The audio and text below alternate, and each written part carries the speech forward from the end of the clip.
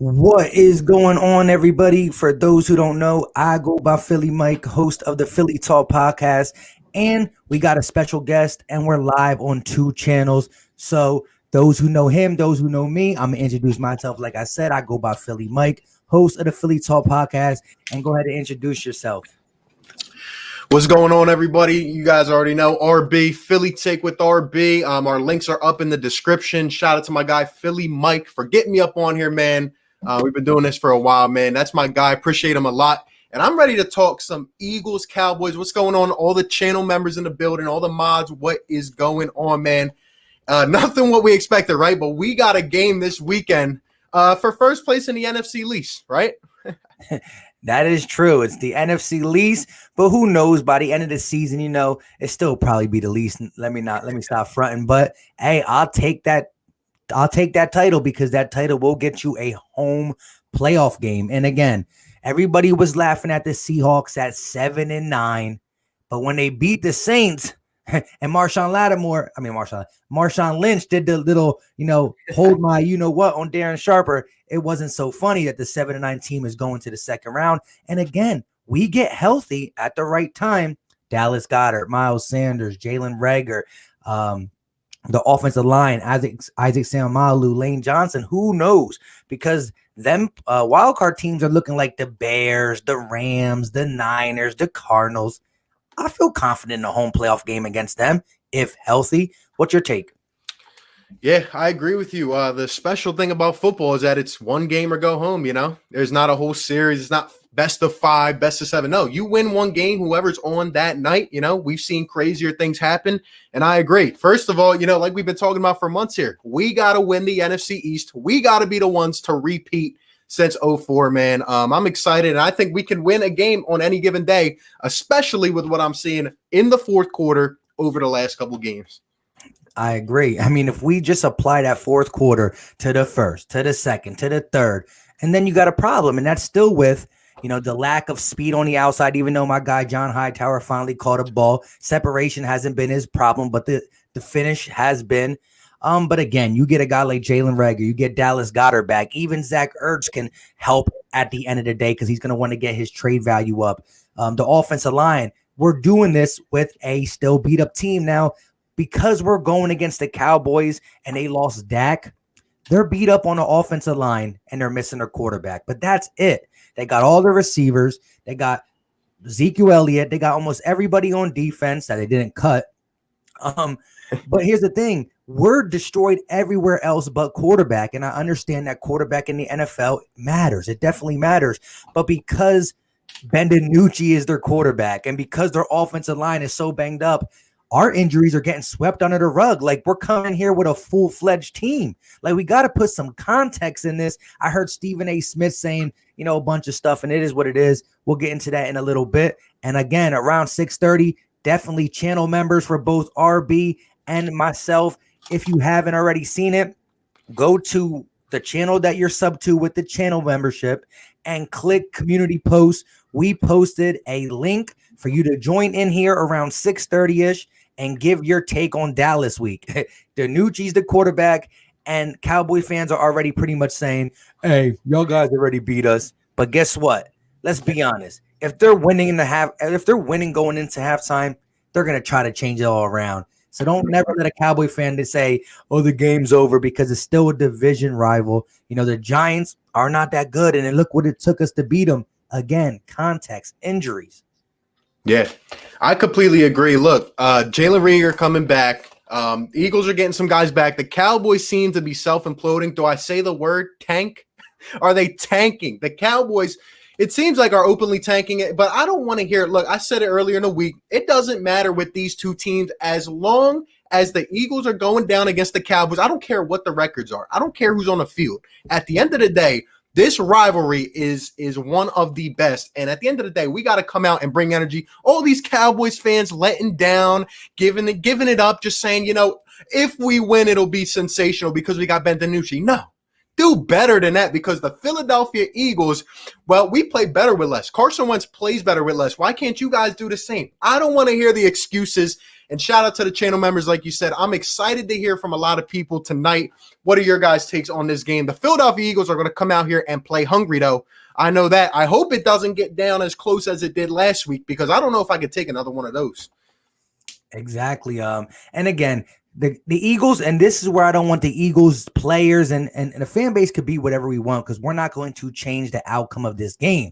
However, you can't look at what the Cowboys put on tape the last couple games and be like, well, this is going to be easy, because they did cut Poe, Worley, they traded Everson Griffin. So you're going to get guys who are hungry to come in and try to fill them shoes. I'm not saying they're good. I'm not saying they're going to be have that underdog mentality that is inspired in Philly, but you can't take it for granted, because, you know, an injury here, injury there, we could be in a bad situation. We're already, like I said, injured. It's just getting swept under the rug. But yes, I mean, I don't want to hear the excuses too, because for the last 3 years, yes, it hasn't been our quarterback, but we've been battling the injury bug. We continue to battle the injury bug, and we continue to prevail. Won the NFC East last year, 9-7. Who cares? We still won with a banged up squad. And here's what I'm hoping. I saw someone in here say we're going to win the division at 6-10.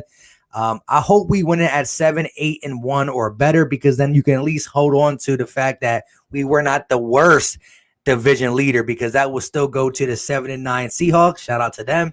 So I'm trying to hold it at 7-8-1, to be honest. Yeah. Look, I'm ready to go, man. I'm really, really excited. And I think the Philadelphia Eagles, even if they win 6, 7, 8 games, I'm telling you, you put this team in a playoff situation. For Doug Peterson, he seems to rile those guys up. They seem to garner around Doug Peterson and the culture. Now, we haven't seen it much lately. Doug's had a lot of, questionable decisions. But at the end of the day, I still hold to the fact that if Carson Wentz doesn't go down last season in the playoffs, well, I think we still have a good chance at winning that Seahawks game. I want to see Carson Wentz in playoff action. That's how I feel about it. Shout out to BLSG with the donation, man. Appreciate that a lot. Says Ben DiNucci is going to receive 8 sacks from the Eagles defense. I wouldn't put it past you, BLSG. I'm not going to lie. Look, even the unsung guys on this defensive line, Brandon Graham getting old, right? Derek Barnett looking like a bust. No, they've actually been some of the most solid pieces on this line. Brandon Graham has 6 sacks. He's having the best year of his career. And then you got Fletcher Cox. You got Javon Hargrave. We've lost some piece here and there. Malik Jackson's a nice compliment. Look, Jim Schwartz, we'll talk about the keys. All I'm saying is pressure, pressure, pressure, pressure, pressure. Look, 8 sacks, I wouldn't put it past us. I agree. Definitely going to have that Cincinnati Bengal-esque game with the sacks, and we could even transfer to the Giants-esque and Niners game. When you play a quarterback that's inexperienced or young, Daniel Jones does got some talent, but he's young. He makes bad decisions under pressure. Jim Schwartz likes to play coverage. Shout out to my guy Jim Schwartz in the chat with the $2.99 super chat. He said, I will dismantle Ben DiNucci. You know what I mean? So shout out to him. But yeah, listen, he does blitz when he gets in them situations, when he gets a guy who's inexperienced. And how much more inexperience can you get from 7th round rookie who was just, as Philly 500 says, was just cooking meatballs, and he had to quickly put on the helmet and come out and take some snaps. Shout out to Nina, who said 9-6-1. Let's go. I'll take that, because that gets us, close to last year. And again, you got to put it in context. Injuries, and a horrible start. And again, shout out to my guy, Gate City. He was breaking it down, and I've said this in a couple of videos too. The Rams, the Steelers, the Ravens, they've been top 10, top 12 defenses. Even Washington was floating around in that. So we lost, and no excuses to be 1-4 in that situation, but it was some good teams.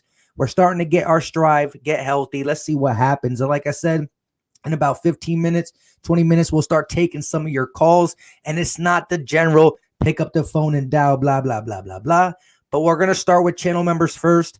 If you haven't seen it, go to one of our channels, click community post. If you're a member, you'll see a link, and the link, you click on it, follow the directions. You can do it with a computer. You can do it with a phone. You'll come in here and talk your talk about Dallas week. Once we get through the channel members and stuff, if we have time, we'll put the link in both chats, because we're again live on 2 channels. We'll put it in both chats, and we will let some of you guys just come in and talk your talk about Dallas week.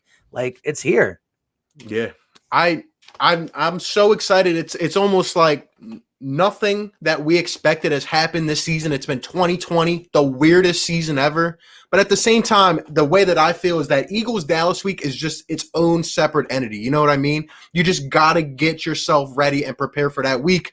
And the Dallas Cowboys are going down. I mean, to put it very simply here, the Dallas Cowboys stink. They're terrible, and we stink too, just not as bad. And we are actually on the upscale. We trim leads of 18, of 17, of 11 in the fourth quarter. All we got to do is play a couple more minutes solid, like we do in the last 5 minutes of the game, and we may beat the Pittsburgh Steelers. We may beat the Ravens. If Jake Elliott could hit a field goal, maybe we win those games. But all I'm saying is the Dallas Cowboys are going down. Do you think that they could possibly be the worst team in this division? Hey, starting to look like it. I mean, Washington is starting to come out, pound their chest. They beat the Cowboys and the Eagles. Their 2 wins are 2 division wins. They lost to the Giants in the close one. But like I said, listen, the Cowboys came out again. Look, when Dak was there, they were losing games. It's not like they were winning with Dak. They were just losing in a more credible fashion, to be honest. So let's start there. And then when you transition it to an Andy Dalton, I thought they were going to be able to rally around Zeke, run the ball more, turn into a run-first team instead of a pass-first. Didn't work. When they got embarrassed by the Cardinals on Monday night, I was like, maybe it was just a blag game. But then to come out and see the same egg laid against the Washington footballers, it's like, man, this team most probably really did give up on the coaching staff. And you see Jerry Jones trying to make a point, getting rid of all the guys who weren't longtime Cowboys, but guys he just added. The Dontari Pose, the Everson Griffins, the James Worley.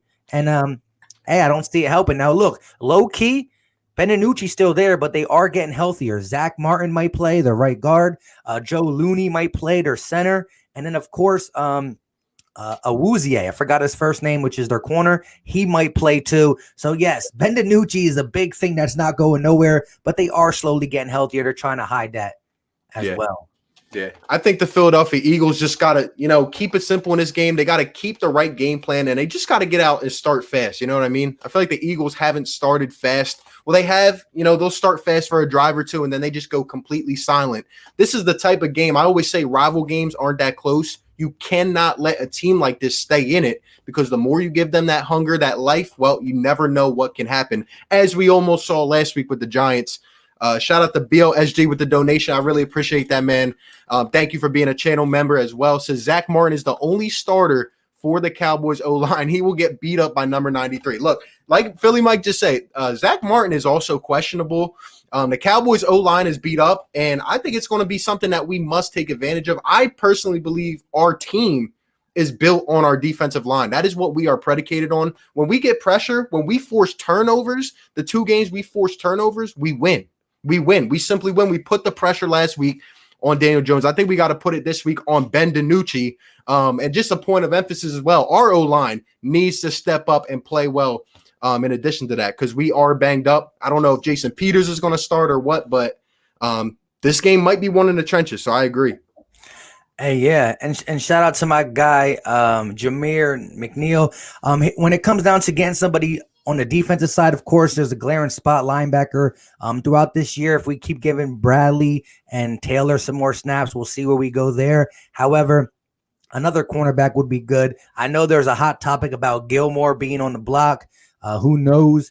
Yes, he's north of 30, but he's still a lockdown guy. I mean, he was good in Buffalo. He got really good in New England. Who knows if he's a system guy? But yeah, we got to be careful, because money is not our friend. You got the fact that we're already in cap trouble, and then you got the $30 million lower cap because of COVID. All that plays into it. And when you look at it, you got to think the Philadelphia Eagles will save money, because they're going to get rid of Deshaun. They're going to get rid of Alshon, and most likely Ertz will be off the payroll. Will it be because we get picks from him, which won't go against the cap, or will we trade him for somebody who's then contract we got to take on as well? So that's all going to determine what we do. But yeah, man, it's Cowboys week, and listen, I'm predicting us to put some points, like 30 points got to be where we're shooting for. We should be able to score at will. I mean, we moved the ball up and down the Giants defense, which ain't a tremendous defense, but is better than the Cowboys. We couldn't finish in the red zone. And I do predicate that on Doug, because Doug be getting stale with his play calling. I just don't understand it.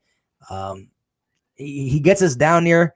Carson gets us down there, and then he goes a different way than Carson's arm. I just don't understand the play action read runs. I understand that Carson's rushing the ball, but you just got to keep everything in context and just play in line. Like, the rhythm is there, and then he just does something that baffles me. And the run game, where has it been, to be honest? Yeah.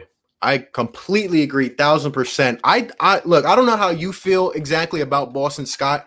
I think the guy is still a diamond in the rough. Like, I feel like we haven't given Boston Scott enough attention. A lot of people were down on him early in the season. I think Boston Scott's going to come out here and have another good game, as much as he is given responsibility. You know what I mean? Like, to me, every time the guy touches the ball, even in a clutch situation, he makes something out of nothing. He's very little, but at the same time, he's also very swift. And I think Boston Scott, as much as he's the Giants killer, well, I think he can be the Dallas Cowboys killer as well. And then another point I wanted to kind of get your take on is, this is the first game that I'm full-fledged confident saying, let's take some shots down the field. You got Jalen Reagor coming back. You got John Hightower, who has, 2 catches of 50 or more yards.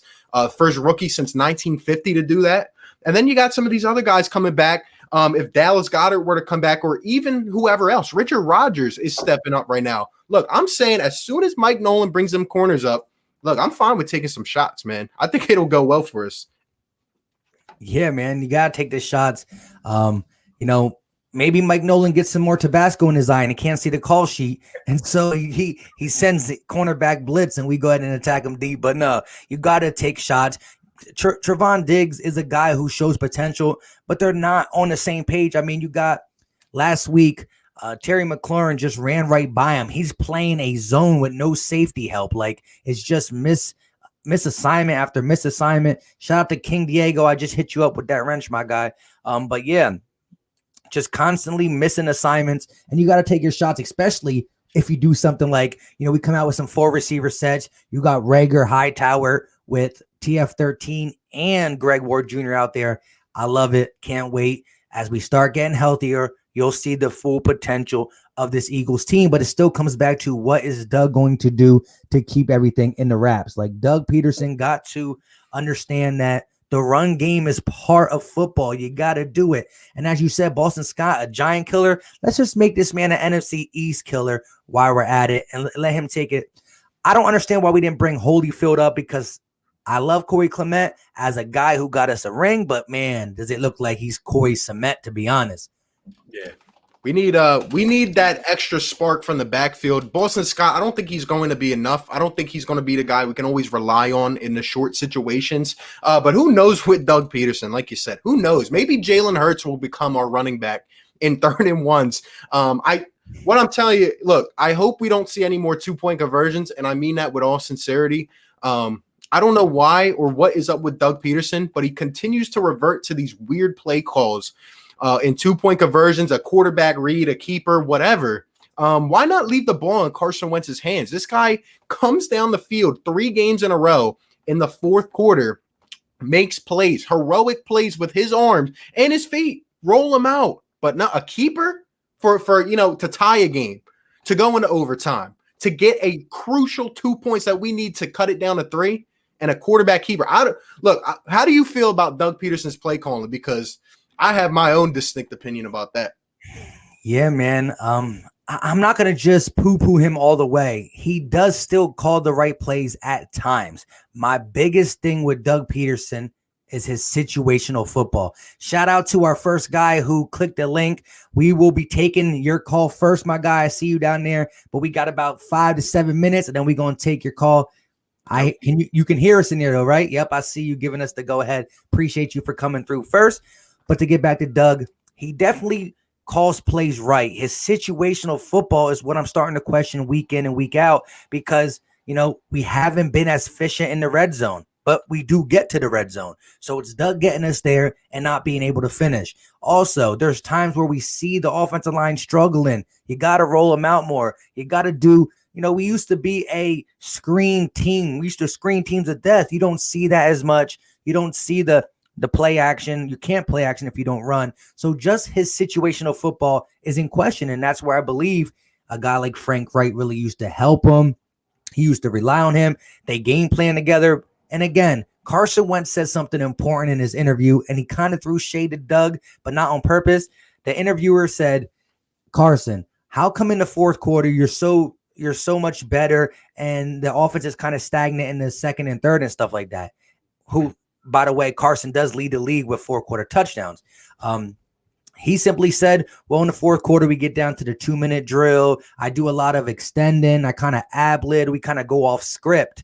So he didn't say that the script is bad, but if you go off script and you start to move the ball, well, then the script is not working. And whose script is it? It's Doug Peterson's. And so, again, 7 trips into the red zone, we couldn't capitalize. In the fourth quarter, we started to capitalize when we got off script. So I do want to OC in here, but I'm not ready to say get rid of Doug as a head coach necessarily. But we definitely need minds that he wants. And again, Marty Morningway and Richie Rich, they're not his guys. They were put in here by Howie, and you can tell there's tension between them. Is Howie calling shots on game day? Is it Doug? It's a tug of war, and you can't have that in your organization. You need general manager and coach to be on the same page. If they're not, well, then you got a 2-4-1 start. Yep. I think you make some great points. I want to answer this, Adi, who had said, what is the ceiling for Travis Fulgham? I think he's a future number one. I said it since the first game we saw him. He just has that it factor. I think he could be a multiple-time Pro Bowler just based off what I'm seeing so far if put in the right scheme. I think he's really special. Shout out to BLSG. Appreciate that donation, man, and thank you for all the continued support. I really do appreciate that. And back to what you were saying, I completely agree. I mean, we knew this, right? Ever since that day last season at the end where Doug Peterson comes out and says that might grow, that Carson Wentz are going to remain at in our organization. And then the next day, they pretty much go, completely opposite, and they get rid of these guys. Doug's end up looking like a fool. And now I feel like you're on the right page. Like, I'm kind of questioning, though, what is Marty Morningway doing? What is Rich Scangarello doing besides, catching free lunch and health benefits and all this stuff? Like, what are they doing here?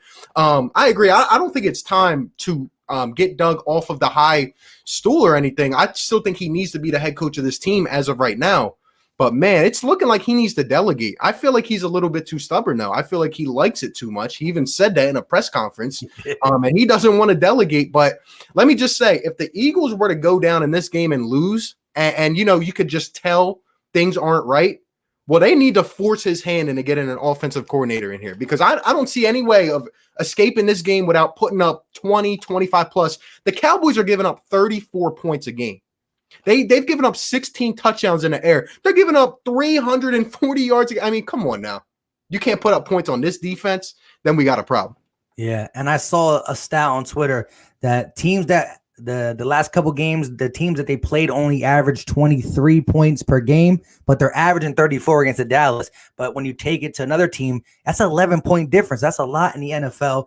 But real quick, shout out to Tony Sutton. He said, Philly Mike, it's hard to do the screen game when you don't have cohesion on the O-line. This will be the 11th different O-line lineup this Sunday. I agree. However, it also helps the offensive line because you block for a second, skip your block, let these D tackles and D linemen come at Carson because you're supposed to be getting upfield to now just, free-for-all block. So it's confusing, but it's also helpful in the fact that you don't have Carson standing back there and guys having to hold their assignment for longer. We know Carson likes to hold the ball a little bit longer than he should, but at the end of the day, sometimes it works to the benefit of the play, because people are like, throw the ball away. Well, how about when he dips a sack and throws it 30 yards down the field? They're not saying it then. So you got to take the good with the bad. We just got to make sure we know where we're at on the field. But at this time, we're going to take our first caller, our first, joiner, I should say. Make sure if you're in this chat and you are a channel member to either Philly Mike or Philly Take with RB, go to the community post.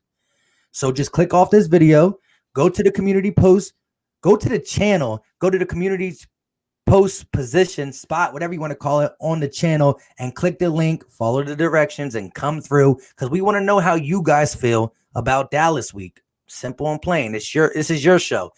So on that note, we're gonna get to it.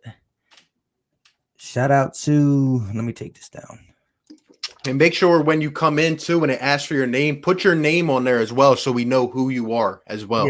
Yeah, you can put, and if you can put your name, but also slash what your YouTube name is, so we kind of know, who we got up in there. But shout out to, go ahead and introduce yourself. Hey, yo, what's good? Philly Mike, Philly Take, Philly Talking, Philly Take Nation. My name is Andile, huge Eagles fan. I don't know. I guess I'll start with the Dallas week. I'm excited, honestly. Fortunately, the Dallas Cowboys stink, so this should be an easy W. Unfortunately, we're kind of so-so too, but we are getting healthy. Rager's back earlier than expected again. Peters is back. I think Dallas Goedert's back too. So we got almost our full armory. Unfortunately, the offensive line is still a little bit down. But I have good feelings about this game. I think I don't really got a score right now, but I do think it's going to be a blowout, honestly. Oh, in the Eagles' favor, right? Yes, sir. Of course. Gotcha. And what do you think? What do you think the Eagles need to do most effectively to win this game? If there's one or two things, what do the Eagles need to capitalize on in this game? And by the way, thank you for saying the Cowboys stink. I love it. No problem. I think number one boils down to execution, especially at the red zone. This Giants game was really disappointing. Of course, we won, but it was an ugly win. It took a last quarter effort from Carson. I think we really just need to execute these plays. A lot of times, when we don't, we may call it bad plays, and I think it's just the fact that we just didn't execute it. So as long as we execute these plays, scheme these guys open. I'm glad Travis Fulgham, he's been a huge surprise. I'd say number two, make sure we get to the quarterback. It's looking like the third string is going to play. I forgot his name, honestly. But, our D-line is pretty good. I honestly think it's at least top 5, top 7 in the league, even though we're getting up there in age. We just need to get after the quarterback because that Dallas O-line, they're going to struggle. Fortunately, I think they got Zach Martin back, but I don't think that's enough. To stop Brandon Graham, Fletcher Cox. Hopefully Hargrave, he makes his big opening statement this year. He's been a little bit disappointing, but yeah, just execution and just getting after the quarterback. Yep. Hey, on my channel, I don't know if you're sub to me or Philly Mike or both, but hey, if you don't know me already, we do hot takes up here, both our channels. You got any bold takes for this game? Any player's going to break out? Anyone's going to go crazy this game? Honestly, I'm smelling another big game from Fulgham. I think it was the game after the 49ers game. I forgot. It was Steelers, I believe. Yep. Steelers, Ravens, I can't remember. But the man was just balling out. Like, every catch was just like, who is this guy? Like, why is he getting every single catch that Carson's throwing? I honestly think Fulgham, he might be getting 180, a $180, and maybe 2 tubs. So we'll see. And I love it because that was the game I was like, look, we just came off the Niners game. We got a W. We saw him catch that 42-yard touchdown from Carson Wentz. And I was like, okay, how's my man going to build off this game? Is it going to be one of them one-hit wonders? And the very next game, he responds with a 10-plus catch, $152 and a touchdown. He's solidifying that number 13, which I thought I could never look at again. So shout out to TF13, my guy. And lastly, you sure you don't want to give a quick score prediction? All right, I'm gonna say, because I usually do weekly score predictions. I've missed the last couple of weeks, but I think it's gonna be 43-20 Eagles. Like I said, it's gonna be a big blowout. That Dallas defense, they pretty much gave up. Jerry's gave up. He's releasing all his free agents that he signed this offseason. So, they're coming in for a rude awakening. 40-piece coming, Carson Wentz, baby. That's what I like to hear, man. Hey, Appreciate it. Definitely. And appreciate you for stopping by. Like you said, if you do Appreciate weekly y'all. things, I'm definitely going to check you out, my guy. Like I said, great takes, great takes. You came out here, you gave it to the Cowboys, you said what we need to do. And like you said, yes, that's why I said it's not all Doug, because sometimes it's execution. You go back and watch the 22, there were guys open, we didn't execute right. So, blame got to go around. And it also, the execution comes to the lack of playing time the guys got because they're in and out the lineup. So shout out to you, my guy. Thank you, man. I appreciate y'all. Y'all be safe. Peace. And then we got another one. I love the way you started that out, man. A 43 bomb. I love it. Shit. There it goes. Shout out to your guy, Rick Bennett, in the building. Go ahead and let us know your What's going on, everybody. Appreciate you being in here, man. What you got for us today? What you got for us? Okay. My thing with this game is, for some reason, how should I put this? I'm trying to put this. The thing I'm doing with this game is expect the unexpected with this game. Expect the unexpected. Okay. What do you mean by that? Because, number one, I don't want to take this game for granted, and I hope that the team is saying, we got this in the bag. There's no need to practice. Yep. Yeah, that's a good point. I mean, I say it myself, and you guys know, like, any division game is always going to come down. It's always going to be tight. You never know. One team could be 1-15, the other team could be 8-8. One team could be 12-4. You never know. You know what I mean? Right. Yeah. And that is a good point. Listen, there's been times where Dallas won like 2 or 3 games, and one of them was against the Eagles. It's been like that. We've been on the receiving end. I know we went 6-10 a couple seasons, and we took out a good team or two. And the division games are like brothers. You know each other. You know what to expect. Maybe not McCarthy himself, but yeah, man. And we got to be honest. The Eagles have shown they play down to competition. Now, this is low competition. I don't know if we can stoop that low, but I do agree. If these players go into it like, man, have you seen what Dallas done lately? Dallas got the chip on their shoulder. It can easily flip the script on us. So we got to look at this team like, hey, they're still an NFL team. You got to play them right. So I agree with you, Rick. And I hate to have that attitude of John Ritchie. I'm getting his attitude with the Eagles sometimes. Yeah.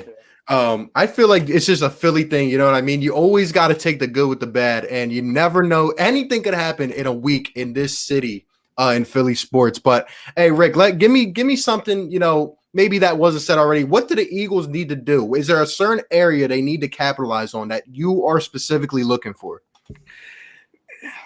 Basically, is their quarterback is a very green quarterback. He's very new. Just take his confidence away. Number one.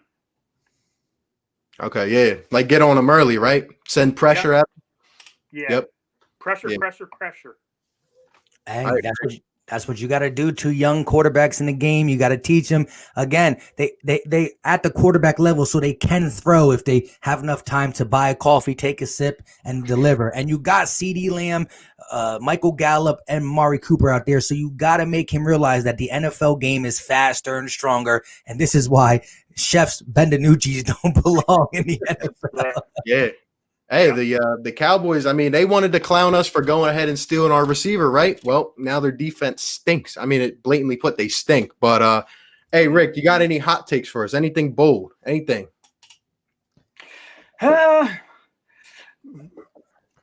Basically, I would go that Ben, or I forget his name already, will have 10 sacks. So we're going to sack him 10 times, double-digit sacks on Ben DiNucci. Yeah. I like it. Cooking them up, right? Yep. Hey, score prediction. What's your final score prediction? Did the Eagles win this one? I know you're kind of nervous. What are you thinking? How about a tie? Oh, come on. Can we really get another tie? If we get 2 ties in a single season, I think we have to. I don't know. We should just renounce our rights to the NFC East. If we tie again, the Bengals and the Cowboys. Oh man, that's interesting though. I like it though. Thank you for coming on, Rick. Hey, appreciate it, Rick. Shout out to you. Real quick for the people in the chat saying it's only members, that we're going to start with only members. Depending on how much time we got, we definitely will drop the link in the chat box for, anybody who wants to join in. But we're going to start with the channel members. But like I said, I believe we got the time to go the distance. So hang in there, talk in the chat. And we definitely going to be, we might even let some of these guys answer your chat questions too. But we definitely going to try to do as much for the community, because this is one of my best, one of my favorite weeks. Cowboy fans in general are kind of, downplaying it. I understand. They don't understand. We've dealt with injuries. Other teams haven't. So they're downplaying it, but we still can. It's still Cowboys Eagles. You're still going to see the star versus the bird. You're just going to see a guy we've never seen before represent him. So bring the next guy in here. BLSG, you're on the clock. What's going on, BLSG? What's up, guys? What's going on? What's up? So, Oh man, let me start by asking you simply, what do you think the Eagles will have more success against the Cowboys defense with, running or passing?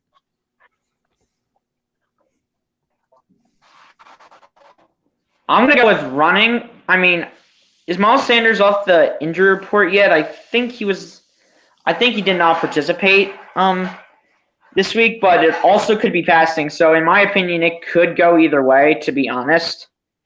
Because the Cowboys, they already have a guard defense, and our run game, even though Miles Sanders is out, can still do some damage. At least 5'6", 100 pounds. I mean, let the dog eat. Let the dog eat in Boston Scott. Mm-hmm. You're kind of breaking up, but all I heard is "let the dog eat." Like I'm loving it. I'm loving it.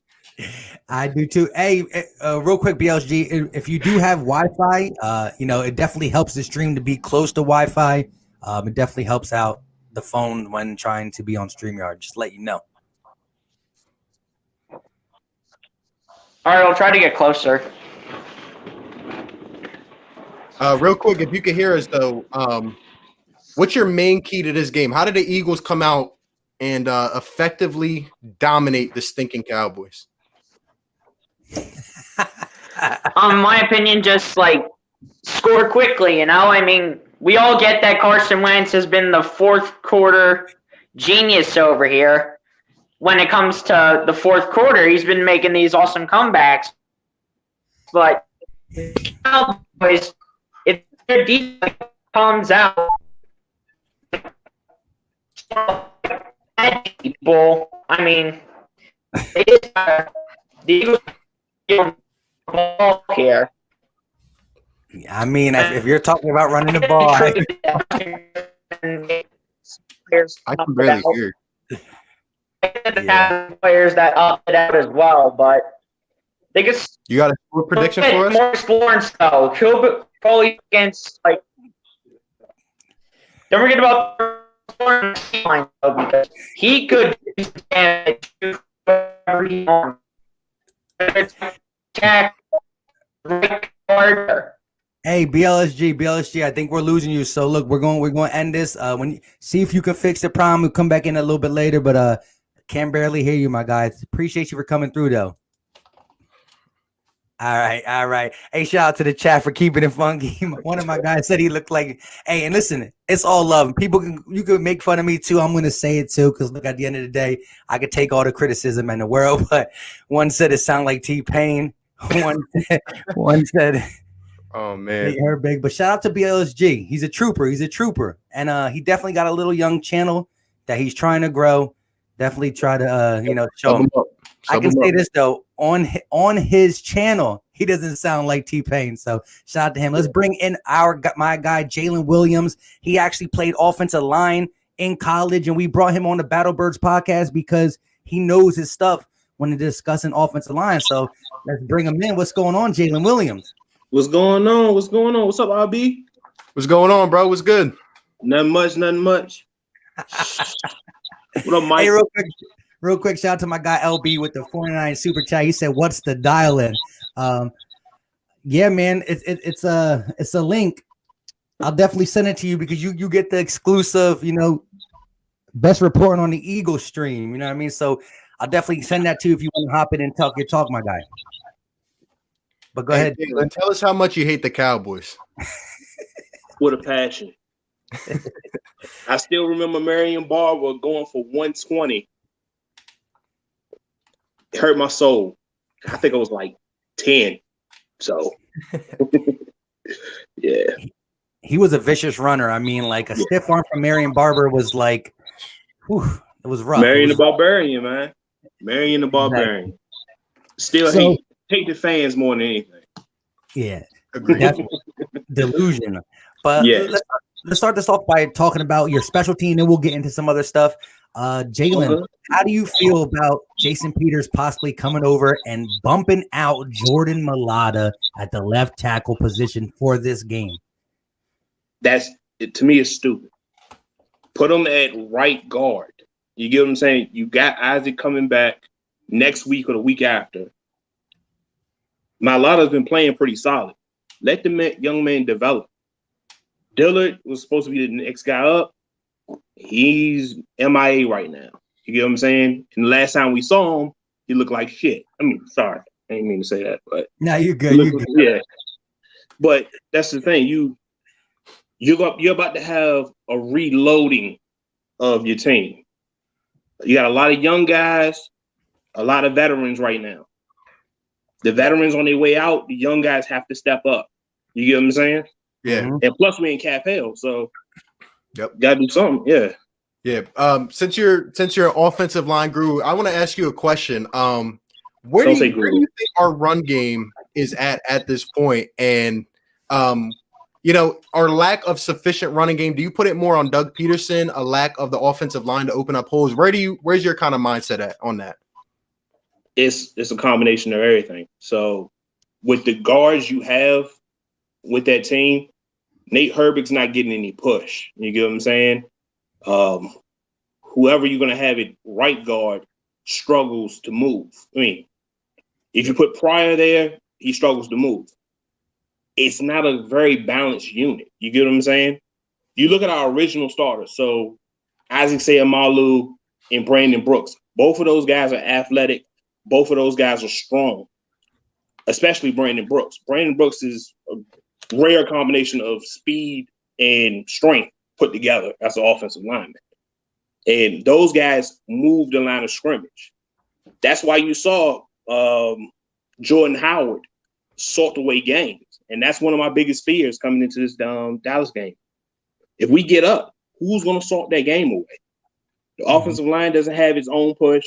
We don't have a running back that's, hey, I can give you the ball 20 times and just get me first down after first down after first down. We don't have that. And Doug is not creative enough to make the running game viable in other ways. You look at what the Steelers did with Chase Claypool. We had everything up the middle. Let's attack the edges.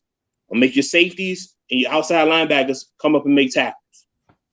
Yep. We don't see anything like that from us, Yep, I agree. Yeah. I agree 100% too.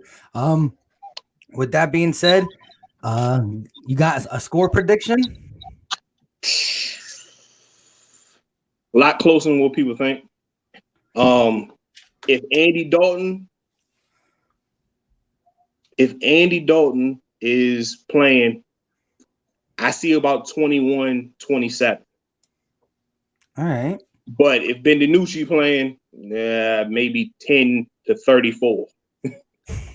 And the Eagles winning either way, right? Yeah. But the thing is, it's going to be a lot closer game than what people think. It's not going to be a blowout because we play down to our competition. And if we get a lead, how are we going to keep the lead? That's really my point. Yeah. But all right, y'all. Hey, thanks for calling in, man. Appreciate you. All right. Take it easy, y'all. We getting to the chat.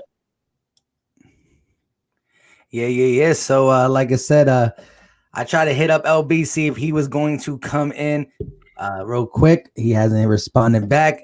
That was the last caller as of now. Shout out to everybody in the chat. What's up, fella? Go Birds. Jersey boy, you definitely a channel member. Come through and talk your talk about the Philadelphia Eagles, my guy. Hey, and you just so you guys know, you don't have to have a camera on. You can choose to have your camera or audio, whatever you are comfortable with. We're up here talking. We'll be up here for a while, and I know we got a lot of channel members that can have a take at this. So we're here. Definitely. And like I said, just like RB said, you can turn your camera off. It will just be a little, a black screen, and you will definitely just hear your voice. So you know how Eagle fans are, you know what I mean? If you come on here proper, you know what I mean? They might get at you, but it's all good. You know what I mean? I know later on in the show, my guy J-Rick wants to get up on here too, from a Cowboys perspective. So definitely. I'm hyped. Definitely. So again, everybody came in and said some good takes. I agree. Man, I just can't wait. Again, Sunday night games, you got to wait all day. The anticipation. The one good thing is you get to watch some good football. But man, again, you lose on prime time, the whole world is talking about it because that's the only game on. However, shout out to Simone Stanley, who I did a live stream with yesterday. She pointed out to me, and I'm going to use it today. The Eagles are undefeated in 2020 on prime time. Think about it. We got 2 wins, and that was Sunday night and Thursday night. So we can't win on Sunday, but we can't win on regular TV, but we can win in primetime games. And we're got our 3rd primetime game. Let's keep it. I love it. Hey, do you want to give me a score prediction right now, or you want to wait for your preview video? I actually already leaked one out, so I'm going to continue with it. I got it 33-17. That's what I got. Again, we pull away. It's not the blowout everybody wants, but that's a 16-point win. That's a lot for a Philadelphia Eagles team that's been either losing by 2 or winning by 2. You know what I mean? Yeah. Hey, feel free to drop your score predictions in the chat too. We'll definitely put some of them up here. I'm gonna say 34-13. That's what I've stuck with. This is, of course, with Ben DiNucci playing, I don't see them really putting anything together on the Eagles as long as Jim Schwartz is doing what he needs to do, bringing pressure, getting the kid off guard. I'm going to say 34-13. I think Wentz is going to have a huge game, probably his best game of the year, in my opinion. Hey, that's what we need. But shout out to some of the guys I see in the chat already. So Takeem Hilton 2.0, Jersey Boy, Steven Joyce, you guys are channel members that I see. All you got to do, if you would like to, no forcing anybody to come on here and talk their talk. But I know you guys put in that work in the chat. And if you want to get on here, all you got to do is go to my channel, click the community post, the community tab, and then right there will be the link for the channel members. Click it, follow the directions, and talk your talk. And within 20 minutes or so, we probably drop it for the whole chat, to be honest, because we got some good takes in here. We're going to keep it going. We're going to try one more time. Nate Herb, BLSG, a.k.a. Nate Herbig in the building. What's going on? Is it good? Are we good, my guy? Hello? Wrong phone number. Sorry. Try it again. Hey, definitely. So when it comes down to, again, I know you like the hot takes. What's your hot take? You got one mild, you got a simmer one, you got a Tabasco in the eye hot take.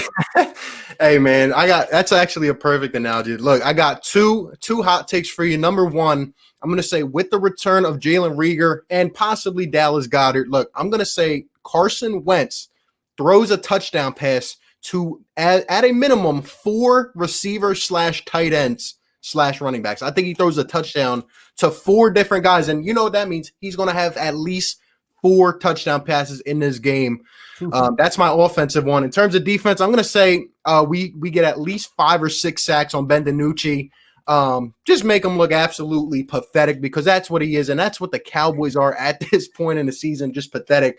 I think, look, this is going to be one of them games, as I was hearing the Cowboys people talk last week, you get a sack, you get a sack. Just put everyone in. Look, everybody can get a piece of the pie in this one. I think a lot of guys are going to step up on our D-line. I can't hear you. I muted it. My bad. There you go. I like the 4 touchdown prediction because you had the chance against this defense. I will say this though, this team is in dead last when it comes to yards before contact.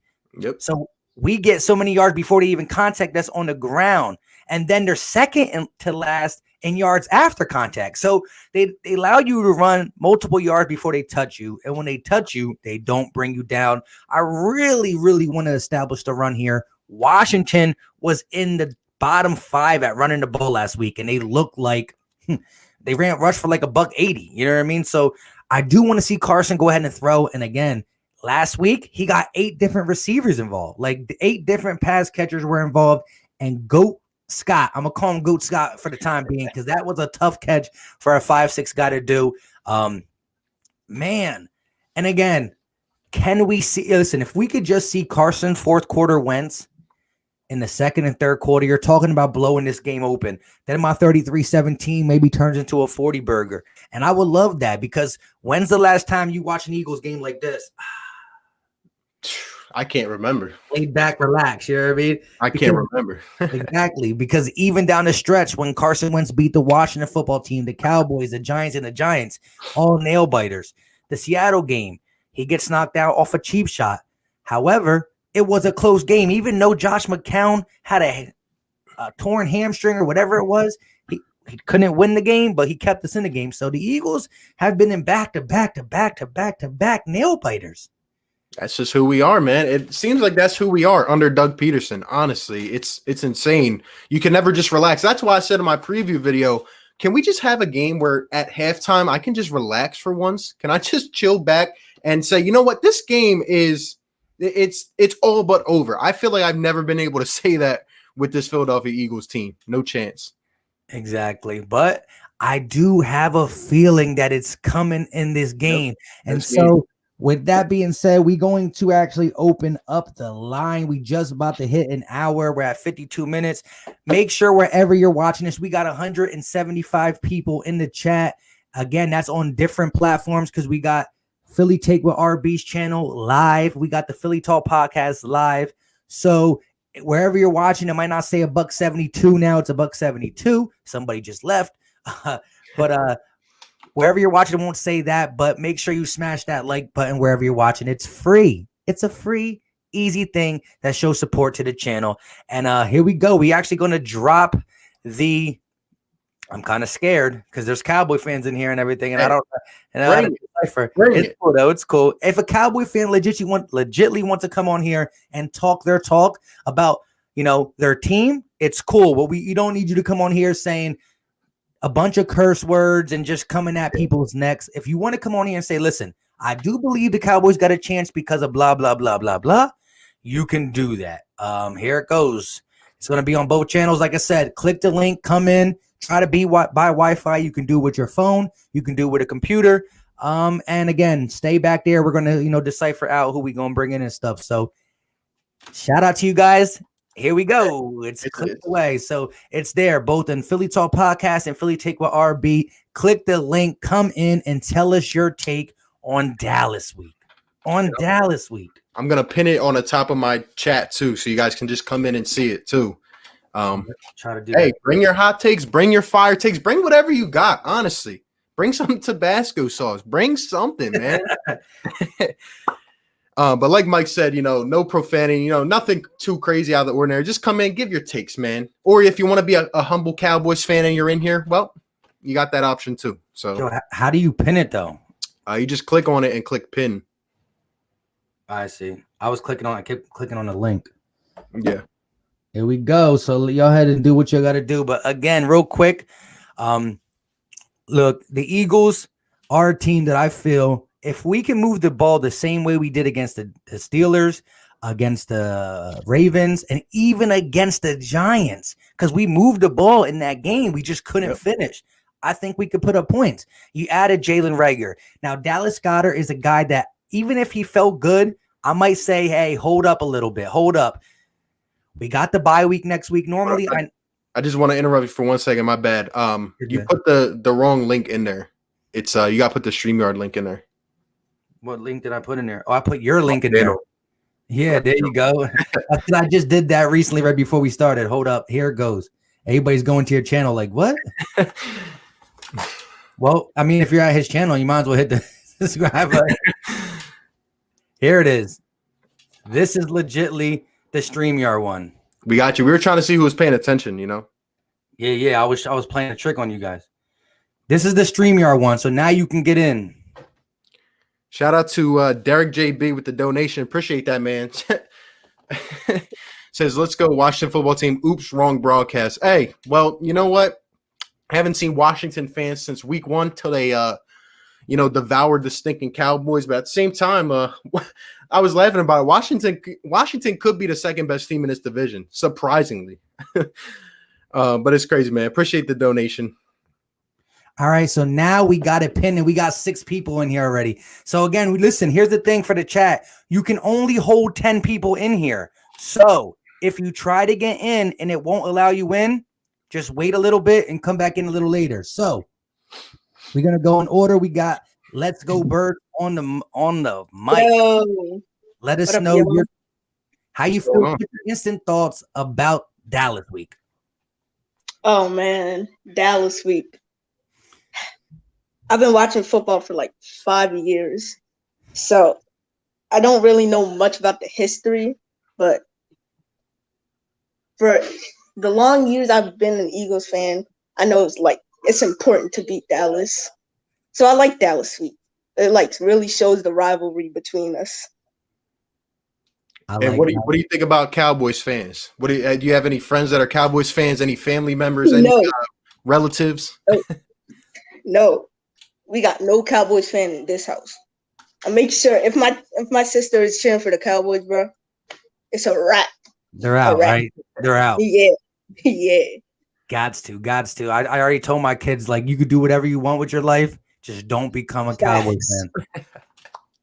Yeah. I like it, man. Hey, what's your main take on this game? Did the Eagles win? Is it a blowout? Do we, embarrass the Cowboys? What do we need to do? Give us something, man.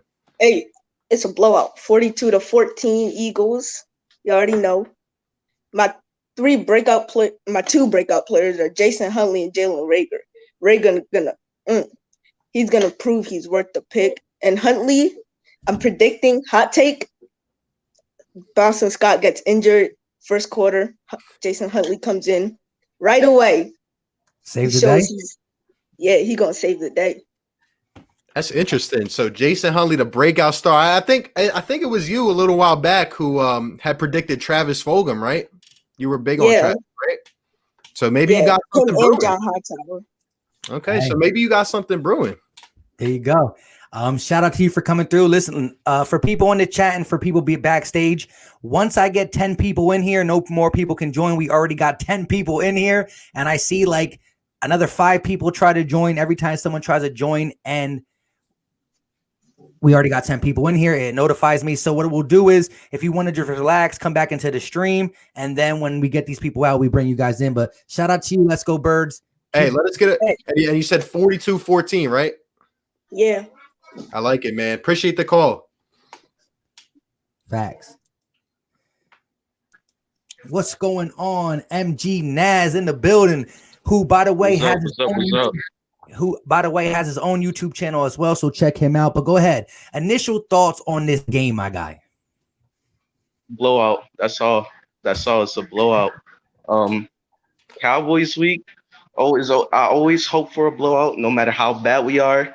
No matter if Dallas was 8-0, 7-0, blowout. All right. And how do you think we achieved that goal, right? First off, tell me, do you have any Cowboys friends, family members, and relatives? You said, how do we think we achieved that? Yeah, but first I want to know if you are in close relations with any Cowboys fans. My mom. Oh, hey. Yeah. At least you changed the script on it. Interesting. I don't want to get into it, but did your mom try to force you to become a Cowboys fan and you kind of went the other direction? No. She let me decide whatever, and I decided to stay home. I like it. There you go. I like that. So, again, who's your breakout players in this game, and give us your score prediction. Breakout player Will Parks. I think it's his time. Finally, his second week back. And score prediction 31-17.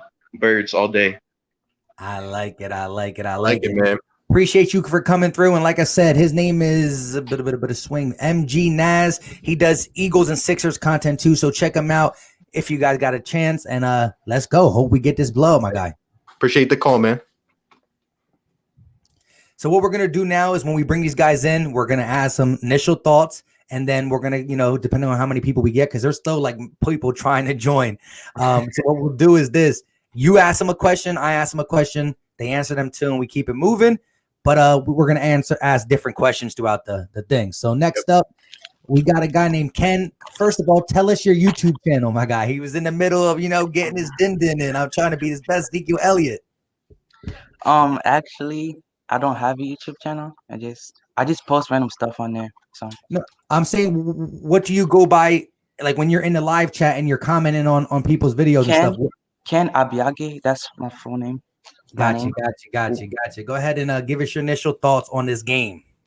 I think it's gonna be a close game because this season we haven't beaten anybody by more than 5 points. So Interesting. That's fair enough. Fair enough. Go ahead. And now, when you say it's going to be a close game, despite all the other performances this year, we do know we can come to a realization here: the Cowboys stink, right? You're an Eagles fan, right? yes, I am. So, in this circumstance, do you see the Cowboys presenting any unique challenges for us? Anything that we got to be on the lookout for? Probably that secondary. We might not throw the ball and get easy touchdown by throwing the ball. Interesting. Who do you think is going to break out for us this game? Anybody? Any hot takes? Any bold statements? I got Carson Wentz playing good, not great, but playing good, and probably play not very good in the first half, but playing great in the second half. And some bold takes is Clement gets more playing time, I guess, because There we go. Okay. I like. Good takes. And so, do you got a score prediction? 30-21. There you go. Hey, I'll take that. That's still a nice 11-point game. We weren't probably on the edge of our seats. Carson Wentz did his thing. You said he's going to play a good game, but not great. But a win against the Cowboys, solidifies us in first place, no matter how bad they are. And I'll definitely take that. So shout out to you, Ken. Appreciate you for coming through. Appreciate you, man. Up next, we got Doy. Yo, what's good? Good. How y'all doing? Chilling. Yeah, man. First off, my initial thoughts. Pretty much what we have to do is establish ourselves on the defensive side of the ball. We can't give this Cowboys offense any type of hope, any type of momentum. The defense has to set the tone for the rest of the game.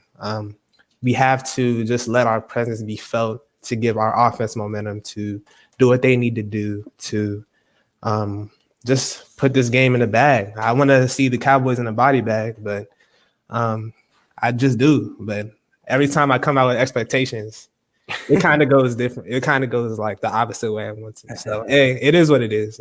That's the name of the game right now for us. But yeah, I can't wait. It's gonna be exciting. Go ahead. You want to ask me your first question? Yeah, I mean, how do you think is it going to be one of those easy games for the Eagles that we, come far and few in between? Is it going to be a hard fought game down the stretch? Carson Wentz had to come back in the last 5 minutes. How's this game going to go? And whatever you say to that, how are the Eagles going to be able to get that done in this game? To be honest, I don't know. I want to believe. I don't. But I want to believe that it will be the case where it will be an easygoing game. An easygoing game would be nice. It would, but that's just not the see. It's not what we've been seeing as of right now. But I would love an easygoing game. I would, but what the Eagles have to do is they just need to establish themselves on the defensive side of the ball. We have to We have to fly around. We have to make big hits. We have to do whatever we have to do. I like it. All right, and I'm going to just finish with the simple one. Give me your offensive standout, defensive standout, and score prediction. I feel like the defensive standout, Josh Sweat, man, he's nice. I feel like he can do a lot of damage on the edge. He is going to be one of our breakout stars, I feel like, for the future. I think he's on his third year of his rookie contract, and it's only going to be a amount of time for him to just, get comfortable, get his confidence up. And and on the offensive side of the ball, and this is hard because I really like John Hightower. He's one of my favorite players coming in out of college. I want him to get his first touchdown, hopefully. That's pretty much what it boils down to for me. And score prediction? I really don't know, but I'm on a limb. I'm going now to say 28-10. Eagles, yeah, right? Yeah, 28-10, or we might not go for like extra points as much, so probably like 30-10 or like 27. Who knows? I like it. Appreciate you for coming through, guy. All right, peace out, y'all. All right, like I said, listen, it's bang. Yo, listen, look. Every second, there's another person trying to get in. So hey, bring that energy up on the stream. Give us some fire up here, man. Come on. But look, so what we're gonna try to do is, 2 questions, and because like I said, we got 10 people still waiting, and I'm telling you, every second, I wish you could see my screen, how much is blinking right above my name. Give us your hottest take or whatever, and your score prediction. How about that? So here we go. We got Berg. again. I think he's watching this. Too. Yes, sir. Yeah, we can hear it on your screen. So if you want to turn the volume of the video you're watching down for a second, say what you got to say, and then when you go back out, you can continue watching the stream. Appreciate the support, my guy. Go ahead. Berg gang? Can y'all hear me? Yeah. Okay. I got 2 words for y'all, man. Joe Webb. So I just hope we come in here and play good. That's it. There we go. I'm taking it you're a Cowboys fan? Sure. I got Cowboy fans all over here, man. I'm actually in a fantasy league with them. The only Eagles fan in there. Nah, I was just messing with you because I know your name is Bird Gang, but then Joe Webb. Elaborate on the Joe Webb thing because he beat us. I think that's the last game he ever played in, if I'm not mistaken. So I hear you. Yeah, so it was kind of crazy that some unknown quarterback came in Philly, and if it wasn't Philly, I'm not sure, and beat us. So I hope Ben DiNucci, doesn't do the same thing. Yeah, what's your score prediction on this one? I think 28-13, 28-10, somewhere between that. I think Jalen Hurts, if they play him, I think he's going to be a surprise in this game. I like it. All right. Shout out to you for coming through, my guy. Appreciate it. Yes, sir. Thank you. Chris Perez on the go. Go ahead and let us know your instant thoughts, my guy. Hey, what's good? What's good? I'm thinking this is going to be a blowout. It should be. The Cowboys passing defense isn't very good. The rushing defense isn't much better. I think our rushing defense has been pretty good against running backs, but for some reason we're letting all these quarterbacks run all over us. So I don't know. Does Ben DiNucci got wheels? He's a little athletic. I wouldn't say he's not you want him to scramble, but he can move around. He's like I would say he's a decent athleticism. Nothing crazy. You could probably symbolize him to like a Daniel Jones type, but probably more not as fearless because Daniel Jones will run and take the hit. He's not going to run 85 yards on us, I should say. Yeah, Daniel Jones ran faster than Lamar Jackson, so that's kind of scary. And that's why he ran so fast. His feet couldn't stay with his body. Hey, man, I want to know from you, who's going to have a big game on the Eagles? Is Carson Wentz going to step up and be the man this week? I think so. I think hopefully if Rager plays, I think their average quarterback rating for Cowboys opponents is like 105 or something. So I think he's going to have a big game. Hopefully, I don't know if Goddard is going to play. If he plays, it's over. It's just going to be domination. But I love it. I still think we're gonna. I still think we're gonna, blow them out because they're worse than the Jets right now. All right, That's an accomplishment on its own. That's true. Like you said, you hear Skip Bayless trying to plead for a tank for Trevor and try to out lose to the Jets. They already got a 2-game head start. But give us your breakout player on defense and score prediction before you go. All right, on defense, I think it's gonna be. Is Malik Jackson still hurt? He's questionable for this game. Mm-hmm. All right. Well, I'm gonna go with Javon Hargrave. Good pick. I'm hoping he can step up. Finally, get some sacks. Yep. The score prediction.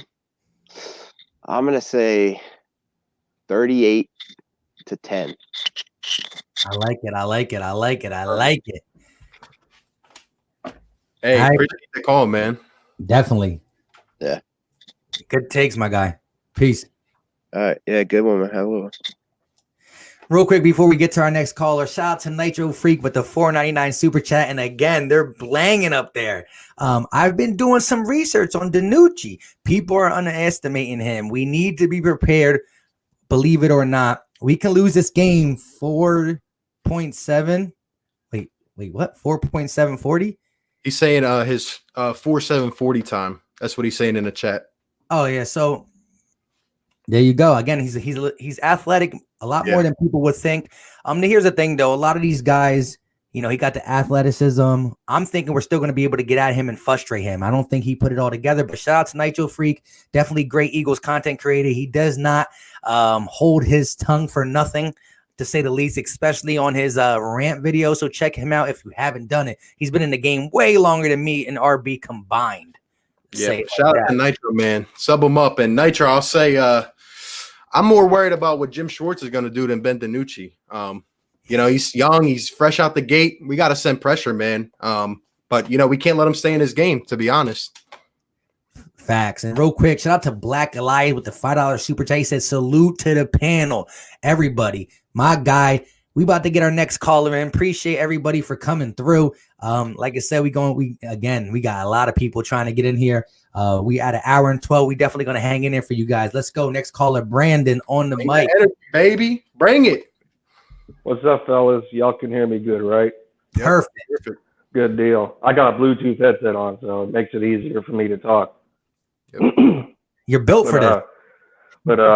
Yeah, I just got introduced to RB. Good to meet you, man. Another Philly content creator. I've known you for a little bit, Philly Mike, so it's good to finally talk to you guys. This is a good way to connect to your subscribers, man. Shout out to y'all. Hey, appreciate you a lot, man. Shout out to you. What do you got for us, man? Let's see. What do I got? I got a whole bunch, but I gotta keep it short. Look, there's a lot of things that we can take with a grain of salt, but at the same time, what I want to bring up is the fact that Doug Peterson is the play caller. He really needs to look at himself in the mirror, as he says a lot in his post game conferences or pressers with the journalists, and realize that I'm sure some of us have listened to his post game after the Giants game, and it was brought up to where he had a good opening drive in the on the first, they scored on their first opening drive, and then they bring it together in the fourth quarter. Well, one of the media members asked him why, and he said it had something to do with the scripted plays and their 2-minute offense. So we've been complaining for, I think, to be fair, almost a couple of years now on the inconsistency with Doug's play calling. And I understand that injuries can be a factor here and there. But, if I guess if the answer is right in front of your face, it's like, don't fix something that isn't broken. Why don't you work on what's working for you in the beginning and stick to that until the defense makes an adjustment? Man, I mean, and your name is Brandon, right? If I heard Yes, correct. sir. Hey, thank you for coming up on here, man. And I appreciate fans like you, because as true Philly fans, you got to hold your people accountable. And I agree with you. We've been seeing these inconsistencies, for the past couple of years now, in certain stretches. And I absolutely agree. We still got to have our eyes on Doug Peterson at times. That's my opinion on it. Yeah. I mean, we talk about the situation with the offensive coordinator and whatnot, but when I think about it, there's two potential candidates in-house right now, and Rich Scangarella and Marty Morningwig. We know Marty from working with Lamar Jackson and the Ravens, and it's another mobile quarterback. Carson's very mobile himself. He's an athlete in his own right. So I'm sure there's a lot of creativity involved in Marty, and Rich with Drew Lock, and I know Drew isn't Carson Wentz, but there's some creativity on his part as well. And I think Rich understands Carson as a quarterback. So I mean, let's look at these guys in house. Let's bring them up to a bigger role. When we're talking about creativity, there's got to be something there. Doug's got to listen to these guys a little bit more. I don't think it's going to happen. Yeah, I agree 100% with you. I think there's still tension from the fact that how we got rid of Doug's guys, even though we agreed with it. Mike Groh, Carson Welch had to go. But I believe there's tension there because, again, Marty Morningway was in Eagles staff earlier in his career, has connections with Howie. I believe Howie put these guys in there to kind of, keep Doug in check / get him the help that Frank Wright gave him. But I don't believe Doug brought in with this. But Rich was working with Carson Wentz all through the offseason. So I agree. You need to get Rich involved more. If it's true, he's the guy who's involved heavily in a 2-minute drill. And that's where you see the most success from this offense, in the 2-minute drill. So promote my guy up to OC. Especially the scripted plays. I mean, we seen Mike Groh with his scripted plays last year. We have to assume that the responsibility is similar between how Mike used to run it with Doug and how Rich is now. So I mean, it's a little bit obvious to think about it as fans, but it's just speculation at this point. Like, we got to think of what's really going on in the front office, and the confusion prior to the start of the season with, like you said, with Mike Groh and Carson Walsh, with the confusion there. I think there's a little bit of writing on the wall as to really what's going on with that kind of miscommunication. Yeah. Perfectly said. I agree 100% from you. So that's all we got for today. Thank you. We definitely going to be doing this more often. Appreciate you. Great book to set and great opinions from my guy, Brandon. Awesome, man. Thanks a lot. Real quick before you go, give us your score prediction. All right, let's see, a score prediction. I mean, there's a lot. The previous callers coming in, I think they were pretty fair with the 28-10. I don't want to overestimate the Eagles' offense right now because we're still getting players back. I know Jalen Reagor's playing. Dallas Goedert, I think, is going to be questionable. I don't think I want to play him for the Dallas game just to ensure that we got our legitimate number one tight end, since Zach Ertz is on the ropes with his contract issues and the ankle injury. So, I want to say 28-10, 28-14, since we haven't scored more than 30 points yet in this season. Thank you, Brandon. I'll take it. Appreciate you, my guy. Appreciate you. Thanks a lot, fellas. Hey, real quick, shout out to Asia with the donation. Appreciate that a lot. Value channel member says, as a Giants fan, good luck. I despise the Eagles. I do see you winning this game 50-10, generous, and give them a touchdown. Hey, garbage time touchdown. I agree, Asia. The Cowboys stink. We all know that. Here we go, though. We got our first Cowboy fan. I believe a viral prod. You muted your own mic, so let us know when you're available to talk. Remember, talk your talk, but keep it clean. Hey, can you guys hear me okay? Yes, sir. All All right, I don't got much time, but before I get into it, I just want to say I support you guys. Even though I hate the Eagles with all my heart, I like your guys' content, and everyone make sure to subscribe to them. They're pretty cool. Respect to you, bro. Respect. And is it okay if I start off with a score prediction?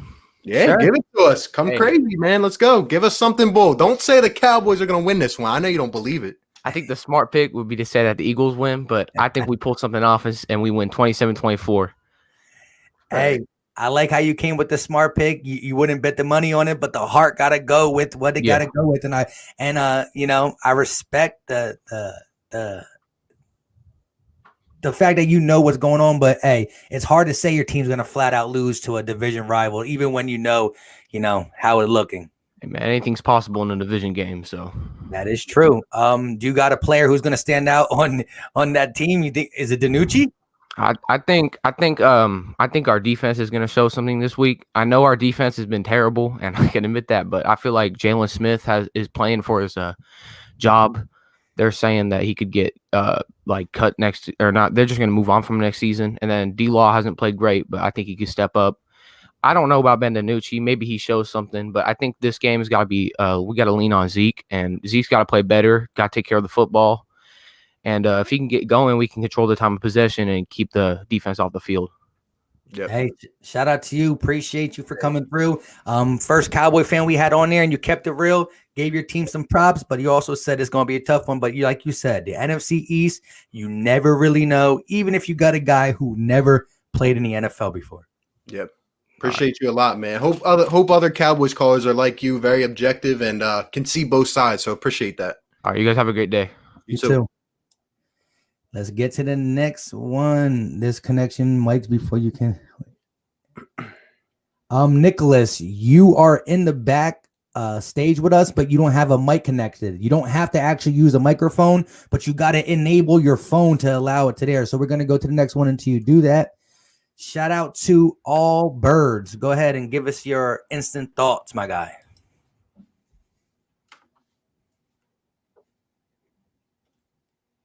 Hello? I can't hear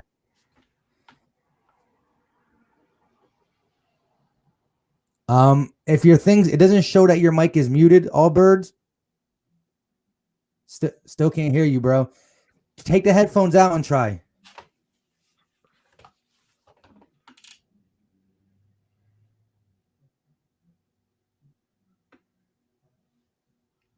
Can't hear him. Can't hear him. Hey, All Birds, what I'm going to ask you to do is to exit out, come back in without the headphones, and try it. And if you come back in, I'm going to jump you back in front of the line. You heard? You good? So come back out, come back in, and don't use the microphone. You should be good, all right? I'll jump you back in front of the line, my guy. What's that, Junko? Infamous 2K on the mic. What's going on, my guy? What's good? How y'all doing? We chilling. Give us your instant thoughts. I don't even know where to start, keep it in, but if we start, I don't think our team, like talent-wise, is struggling for real. I think it's mostly the coaches, because since this, other than Carson Wentz, because Carson Wentz has his ups and downs, because he's a playmaking quarterback, they're going to have some of that, but since the Steelers game, our team has not been performing bad. It's been the play calling in the late situations. Against the Steelers, we could have won that, but Jim Schwartz sold it bad. Against the Ravens, we could have won that, but then Doug Peterson sold it bad. Then we beat the Giants, which I'm going to keep it a bin. We shouldn't have beat them, because if Evan Ingram ain't dropped that pass, that game probably was over. And mainly the reason why is because we're running power. I know I sound like Skip Bayless, but they're running power like Carson Wentz is Tim Tebow or something. Like they don't trust his arm or something like that. So that was quoted exactly from Skip. Yeah, that's what I'm saying. Because he he's not wrong. Even though I hate him, well, I don't hate him, but I don't like him as a sports fan. But he's not wrong. Like the coaches, they're not utilizing the Carson Wentz correctly. Like I was watching some of the film earlier today during class because I had a free period about the play calling in 2017 with Frank Wright. They let Carson Wentz run the offense 95% of the time. Frank Wright will call it, but they don't let him call audibles no more to read the defense like that. I don't think if it was up to Carson Wentz, he would have ran a read option against the Yeah. Ravens defense with Yeah, our O line. I definitely agree with that. I want Doug to start giving a couple plays where Carson can diagnose the defense and decide to change it up at that. Again, he's not switching it to a whole different play. He's still got to stay in that formation and pretty much run a play that Doug laid out for him, but it got to be more decisions. That's what Carson Wentz was doing at the end of last year. We started to see that more. We also saw that in 17 under Frank Wright's game plan. It was still Doug's play calling, but under his game plan. Appreciate you, my guy. Especially with all your, like I said, keep grinding at playing. You play cornerback, right? Yeah. Keep grinding, my guy, and let us know what's your score prediction, my guy.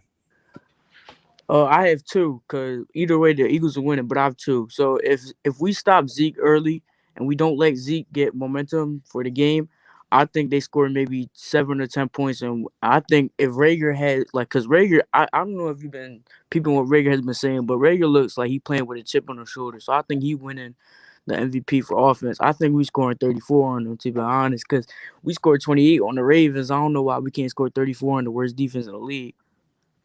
Hey, I like it. I like it. Definitely agree with you. All right, right. be easy, bro. Appreciate you too, Tix. Be safe. All birds, you good? Nope. Big Pain in the building. What's going on, my guy? You are on the mic. Yes, sir. Got the West jersey on. You know what I'm saying? What's going on, man? I'm a big fan. You know, I started YouTube not too long ago. I do video games and I talk about the sports. But for the main thing, I just want to talk about how every Eagles fan can see that we need an inside running game. The reason why you see people saying that we're using Carson Wentz as our inside as a Tim Tebow is because we don't have a power back.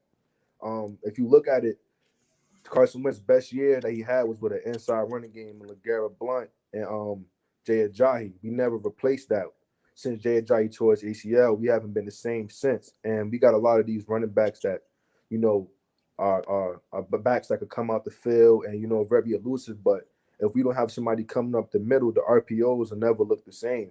And you look at teams like the Ravens, it's the reason why they didn't look the same when Mark Ingram went down, because the RPO, the read option, didn't look the same anymore once he got injured in that playoff game versus the Titans. And it's the same thing. The inside running game could change the dynamic of a team. We seen it go with the Rams when they lost Gurley. And if we don't have a running game, I don't know how we're gonna go deep in the playoffs without that, because we're gonna have to run the ball, and we're putting Carson Wentz in too much danger because we're throwing the ball about 50 times a game. Yeah, I agree with you. I've been one to say as well, we got to stick with the run, let it open up the pass. I feel like we've been lacking that, and I feel like it's on Doug as a play caller. What do you think about Boston Scott? You think he's legit? Because I personally do. I just think he needs more of an opportunity. I think he's legit, but I think he's more of a 1-2 punch kind of running back. Right. Even if Miles Sanders come back, I remember a play when, look, I can say from this angle, if you don't see Ryan Tannehill doing QB sneaks, you don't see even Lamar Jackson doing QB sneaks for real, and he's a running. You don't see a lot of that. You see Carson Wentz doing QB sneaks because we don't have a power back. You got to remember Carson Wentz already plays reckless, so he's already going to take hits. Plus the O-line's trash. So with that being said, if we got an inside running game, that can help the O-line and keep Carson Wentz upright. So at the end of the day, I'm questioning: are they trying? What are their goals? What are their goals at the end of the day? Because Carson Wentz has been running more and more, and the reason why he's running is because we pass the ball every play, and they know that we're throwing the ball, so the run is there. We need to run the ball, and I'll give Howie Roseman his credit on that. He is looking like he's hit on a lot of these receivers this year. It's looking like he's hit, but also we have to get inside running back. Everybody's talking about the linebackers, but the offense won't be complete until we're able to run the ball up the middle and keep moving the chains. Because Carson Wentz right now is our biggest running back right now, in my opinion. Hey, I agree. We definitely gonna have to shore that up, especially if we keep seeing Miles Sanders keep getting hit with some nicks. Shout out to Miles, get healthy. This whole team needs to get healthy. But Big Pain, definitely. If you haven't checked him out, he don't upload every day, but he comes in with some fire takes on his channel, some post games, some pre games, some hot topics. Definitely check out Big Pain. You can type it in the search bar. Shout out to you, my guy. You got a score prediction? Score prediction. I'm gonna be honest.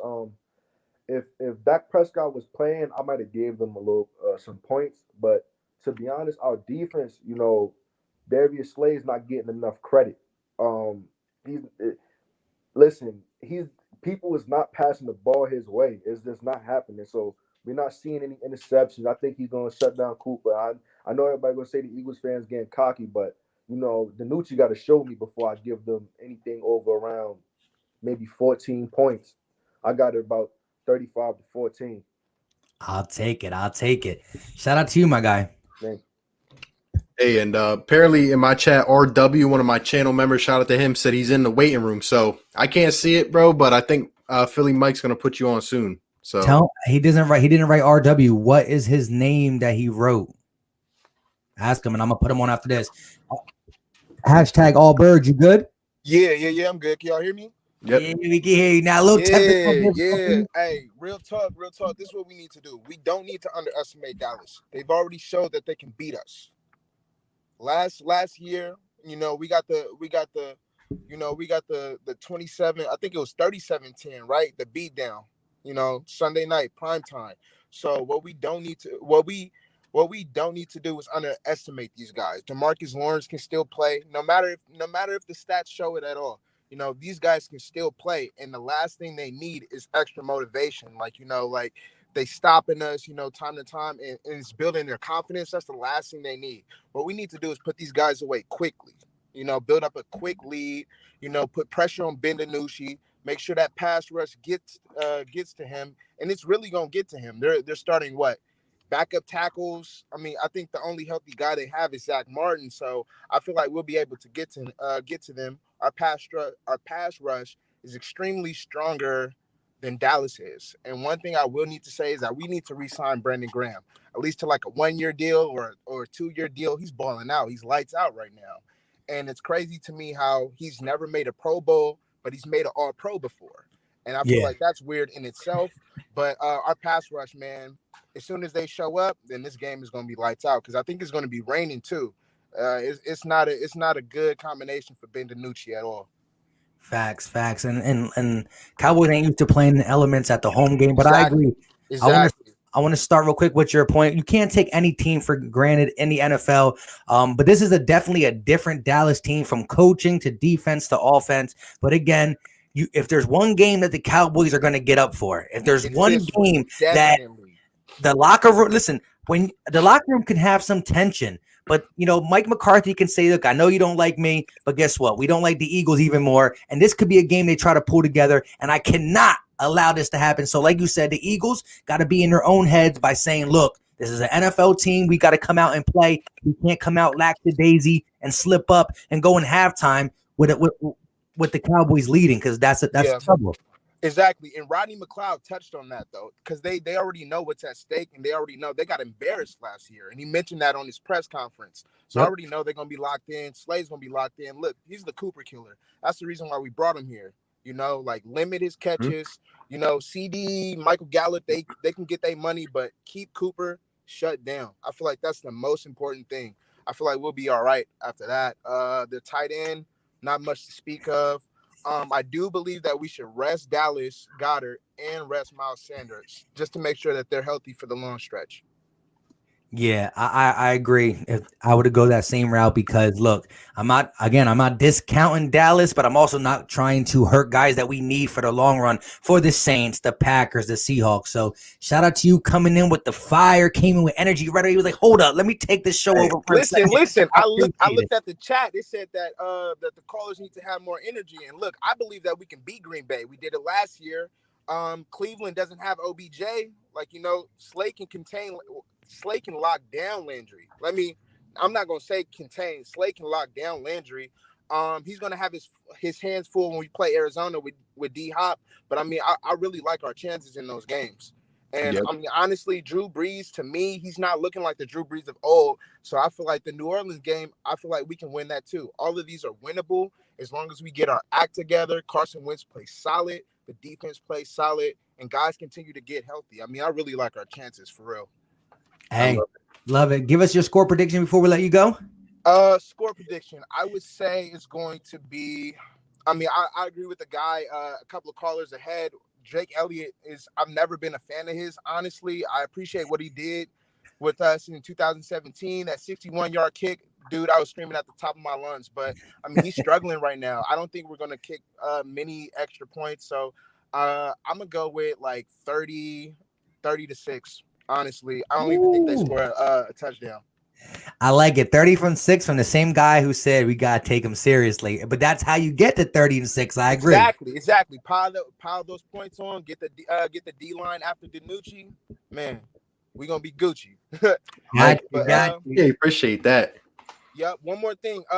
You know, I know a lot about Philly Mike, but I'm a sub you too, bro. Like, you know, you seem like a real cool dude. I'm gonna check out your videos too.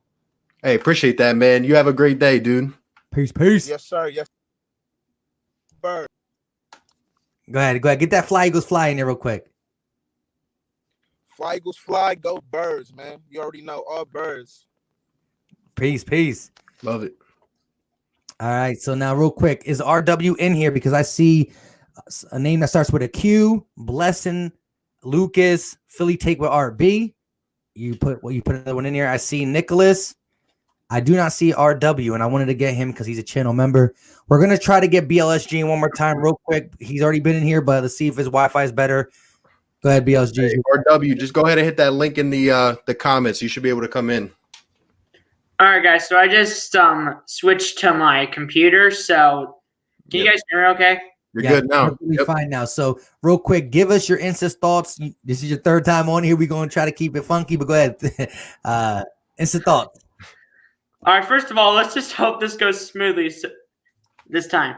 And second of all, I saw in the chat that Takeem Hilton said that I look like Nate Herbig. He did. Yeah, I saw that. I'm like, I gave like the laugh emoji in the chat. I love it. So, it's all love at the end of the day. You want my instant thoughts on the game here? Yeah. Yes, sir. Your main points. So my main points for this game, I just want to see like Carson Wentz just like get it together like faster.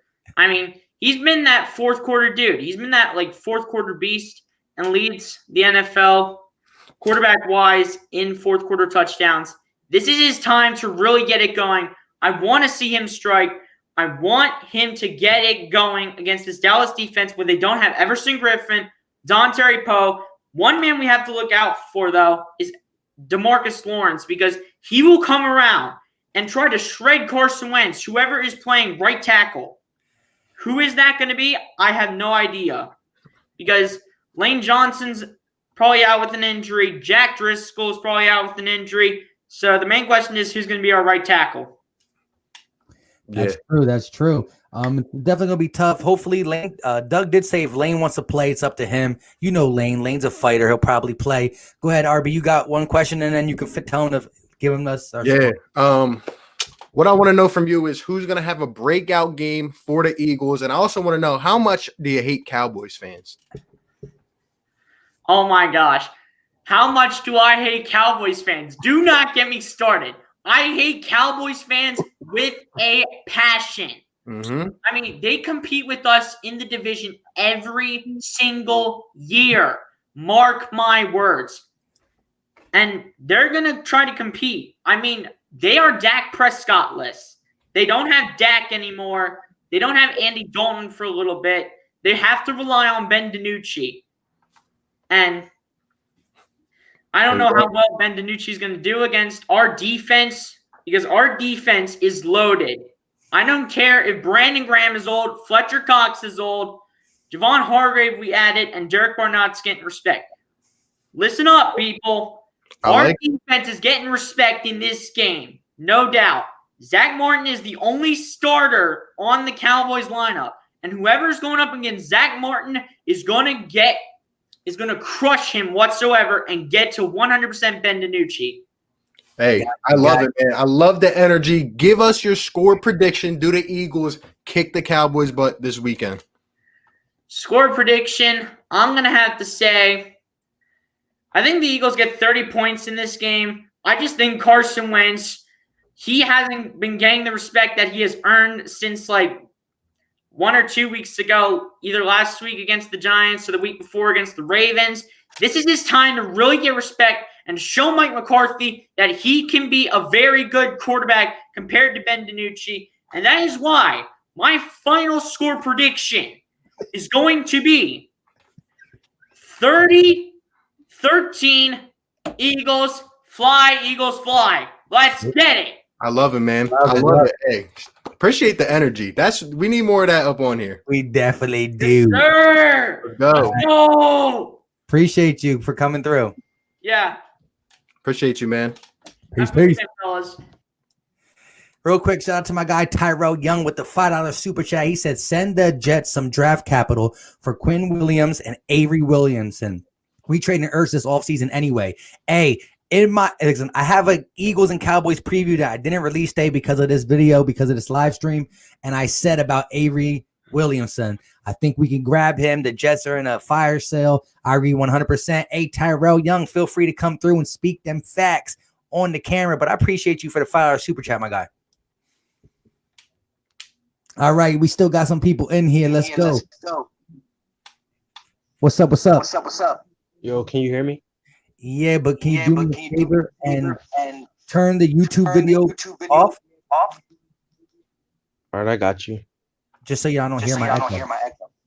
All right, y'all. Is it better now? Yo. All right, No. No, we can still hear it. Y'all still hear it? My video is paused. So can y'all hear me now? We can hear you. We can just hear ourselves as well, like echoing in the back. Yeah, so what I think you're on the stream, or whatever you're watching the YouTube channel, our YouTube channels, I would just turn the volume down on that or turn that off while you do your talking and then come back in. You know what I mean? Yeah. Can y'all hear yourself now? Yo. Very likely. Go ahead. And what is your initial thoughts? I feel like the Eagles, this game, they have to come off hot, like starting. Because like someone said a few, I don't know how many times ago, they was like, if we let them get a chance and they start rolling, then we may not get a chance to come back like how we have for the past 3 weeks. So I feel like we just got to start going. We got to start hot. Yep. I agree. Now, what is your main emphasis? How do we win this game? How do we attack the Dallas Cowboys defense? I feel like, yeah, someone said trusting Carson with long balls. Yeah, that too. And then also running. Because we haven't been running as much, but we have to run a little more. That's what I feel like. I agree. Yeah. That's a recipe for success. And so, besides Boston Scott, Corey Clement or Jason Huntley, who do you think should get more touches? I say Corey Clement, in my opinion. Corey Clement. There you go. Also something I feel like people saying players. I feel like this game our linebackers step up more, because the Cowboys know our linebacking our linebackers is not like the worst on our defense, so they're gonna try to attack us. So our linebackers got to step up this game. I feel like. Yeah, I believe Nathan Gary's on the injury report, and I was kind of laughing to myself because I'm like, what did he do to get injured? And I'm like, oh, he finally made a play. Yeah. But hey, man, you got any bold takes or what's your score prediction as well? I'm going with 34-17. Eagles, right? Yeah, Eagles. There we go. Eagles all day. Love it. Also, I gotta tell y'all this. Y'all not gonna understand how this happened, but my whole family's Cowboys fans, but me. So I have to win this game. Like we have to. I agree. You got to win just for the general respect, and shout out to you for breaking away. Thank you. Appreciate you, man. All right, you too. Peace. Real quick, because I got my guy Jim Schwartz mad at me, and because we're going into this game, I can't have him mad at me. Let me ask Shout out to Blessing Mansley. What's going on? What's going on? Can you hear me? Yep. I've been watching y'all for a while. I've been Eagle fan since I was born. Well, not since I was born, but since I came to Philly. I was born overseas. I came here because of war and found home in Philly. And then I fell in love with football, started playing football. Right now, I play cornerback, safety, and I love Philadelphia football, Philadelphia sports. I watch Philly Mike. I watch all the Philly creators. I watch every single person, and I love their content. The thing about Philadelphia Eagles, I was very excited when I saw that they brought in Trevor Williams over the offseason. I was happy because I've been watching Trevor Williams play for the Chargers now. I really like that how he played during the 2016 season when we won the Super Bowl. But then he got injured, and I was like, not again.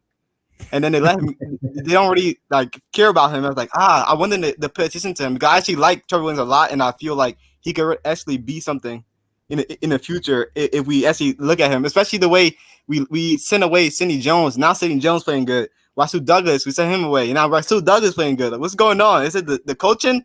You can't find talent? What's going on? And then when we do let people play, then it turns out the talent was right there. What are you doing? The coaching is getting me upset. And I was really big on Trevor Williams. As soon as I saw him, I was excited, but they didn't do anything with him. He started, play one snap or two, and then to put him back on the bench, and then he got injured. The next game, I was like, oh, my goodness. I was upset. And then right now, the thing I'm looking at is when on the line, I'm looking at the D tackles. The D tackles are getting me upset because Hargrave I haven't been seeing him. The only thing I've seen him done is maybe run stuff once in a while. That's it. Yeah, I haven't seen him actually impact the game that much. Yeah, he's definitely been MIA. But real quick, so lifelong Eagles fan, how much do you dislike Dallas? Oh my goodness, I hate Dallas. All the passion in my heart, all my soul, every day. I love it. First thing I think about how Dallas sucks. I love it. And with that being said, give us your breakout player and score prediction, my guy. Breakout player. Rieger is a go. I just read an article like a few minutes ago, so I think Rieger gonna be a breakout player because the passion I've seen off the field and the hate, especially I understand the problems of him with the fans because a lot of fans telling him he's a bust. We should have got Justin Jefferson and things like that. And the way he responds is just like one word responses or keep talking or things like that. Now I like that. I like that he don't go on rants or anything like that. And I think that with the passion that he has right now and what I saw the first week, I think he could really do some damage, especially since looking at film, the Cowboys corners, double moves when you go the same move that he did on Ronald Darby in that game, the Cowboys corners can't cover that at all. That's how Terry McLaurin got open. It was nasty. Same thing. What was it? Aguilar did it. The same move. It was disgusting. And Cowboys corners can't cover that. So I think he's going to break our player. Sounds on the offense. good. On defense.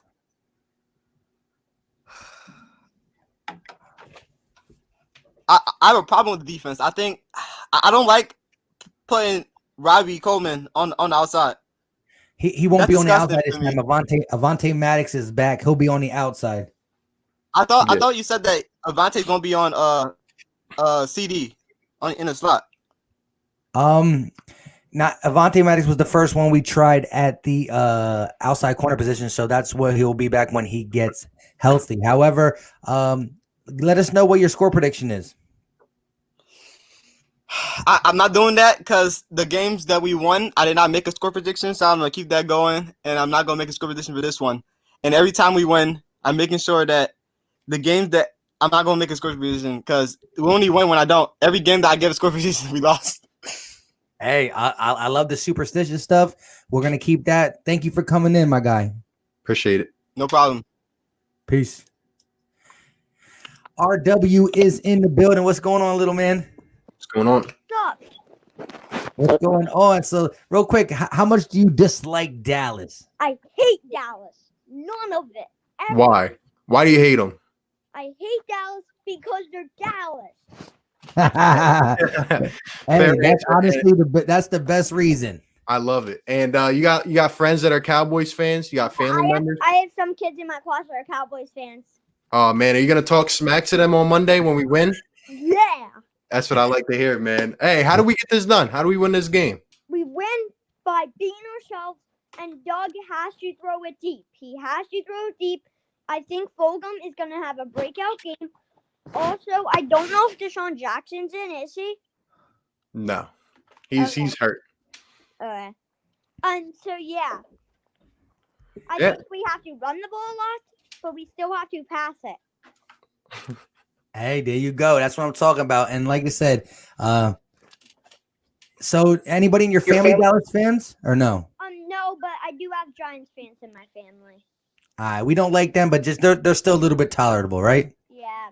Not as bad as Dallas. I agree. So you got a score prediction, little man? Yeah, I have a score prediction. 57-0. Salute to you, my guy. There we go. And Ben DiNucci's gonna get cooked up, right? Yeah. I like it. Hey. 10 sacks and 3 picks and 4 forced fumbles. Ooh. Right. There we go. You sending the whole defense to the Pro Bowl of this performance then. Hey, appreciate you for calling in, man. Thank you. Thanks. Bye. Peace. That was tough. That one's I'm gonna have to re-record for Twitter. Shout out to my man. He's I like the energy, man. Yeah. All right. So again, we got a lot of people in here. We're closing on 2 hours. We're gonna be more quicker with the call, so we get everybody in. Then we're gonna finish it up talking on some stuff. Like I said, give us a call. You're on, Lucas. Lucas. Hello. We'll get back at you another time. So let's get in Nicholas. Nicholas, you're on the clock. Your mic is muted, my guy. If you can hear us, some of these people probably took a break. Some of these people have been in here for 20 minutes, 10 minutes. So we got to keep it moving. Nicholas took a break. I'm gonna move on. Sports. Isaac, what's going on? Oh, I'm on the camera. I'm on the thing. You are on. You're on and your camera's on. You're not in the camera, but your camera is on. All right. So first, I'm gonna go on with my initial takes. All we have to do is rush Ben DiNucci because he's a new quarterback. So I believe if we just bring the pressure and more pressure, then it's gonna be a rough day for him because we have probably a top D line in the league right now, and we're third in the league in sacks, one of the most in pressures. So I believe we can do that. And all we got to do as Dallas's defense sucks. It's bad. So all we got to do is, if Jalen Reagor, he's a deep threat. If he's open, I'm not afraid to say you can just throw it down the field to him. I like it. So, you think Jalen Reagor is gonna have a big game? I'm telling you, Jalen Reagor and Travis Fulgham, I've been high on them. They can probably emerge as a top duo in the league in a couple years. I believe he's gonna have an amazing game, both of them. All right. So go ahead, RB, give him a question, and then we'll get to his score prediction. I like this guy's energy. I want to know, how confident are you in the Philadelphia Eagles coming out here and just dominating the Cowboys, getting to Ben DiNucci, stopping Zeke? I feel like, we talked about Zeke. We've glanced over him. You think Zeke's going to have a breakout game against us? What do you think? Eagles are known for stopping the run. Everything, despite QBs, but we are probably one of the best in the league at stopping the run. So I gotta give it. We're gonna shut Zeke down, and if we have Darius Slay, Avonte Maddox, I believe is gonna come back strong. He's gonna do good against Gallup, and Darius Slay is gonna shut Amari Cooper down. I like it. Give us a bold take, whether it's a player, whether it's the team, whatever side of the ball. Give us some crazy bold take. What's gonna happen? Who's gonna break out? Tell me. I gotta give it to on the offense. I gotta give it to. I think Greg Ward and Jalen Reagor.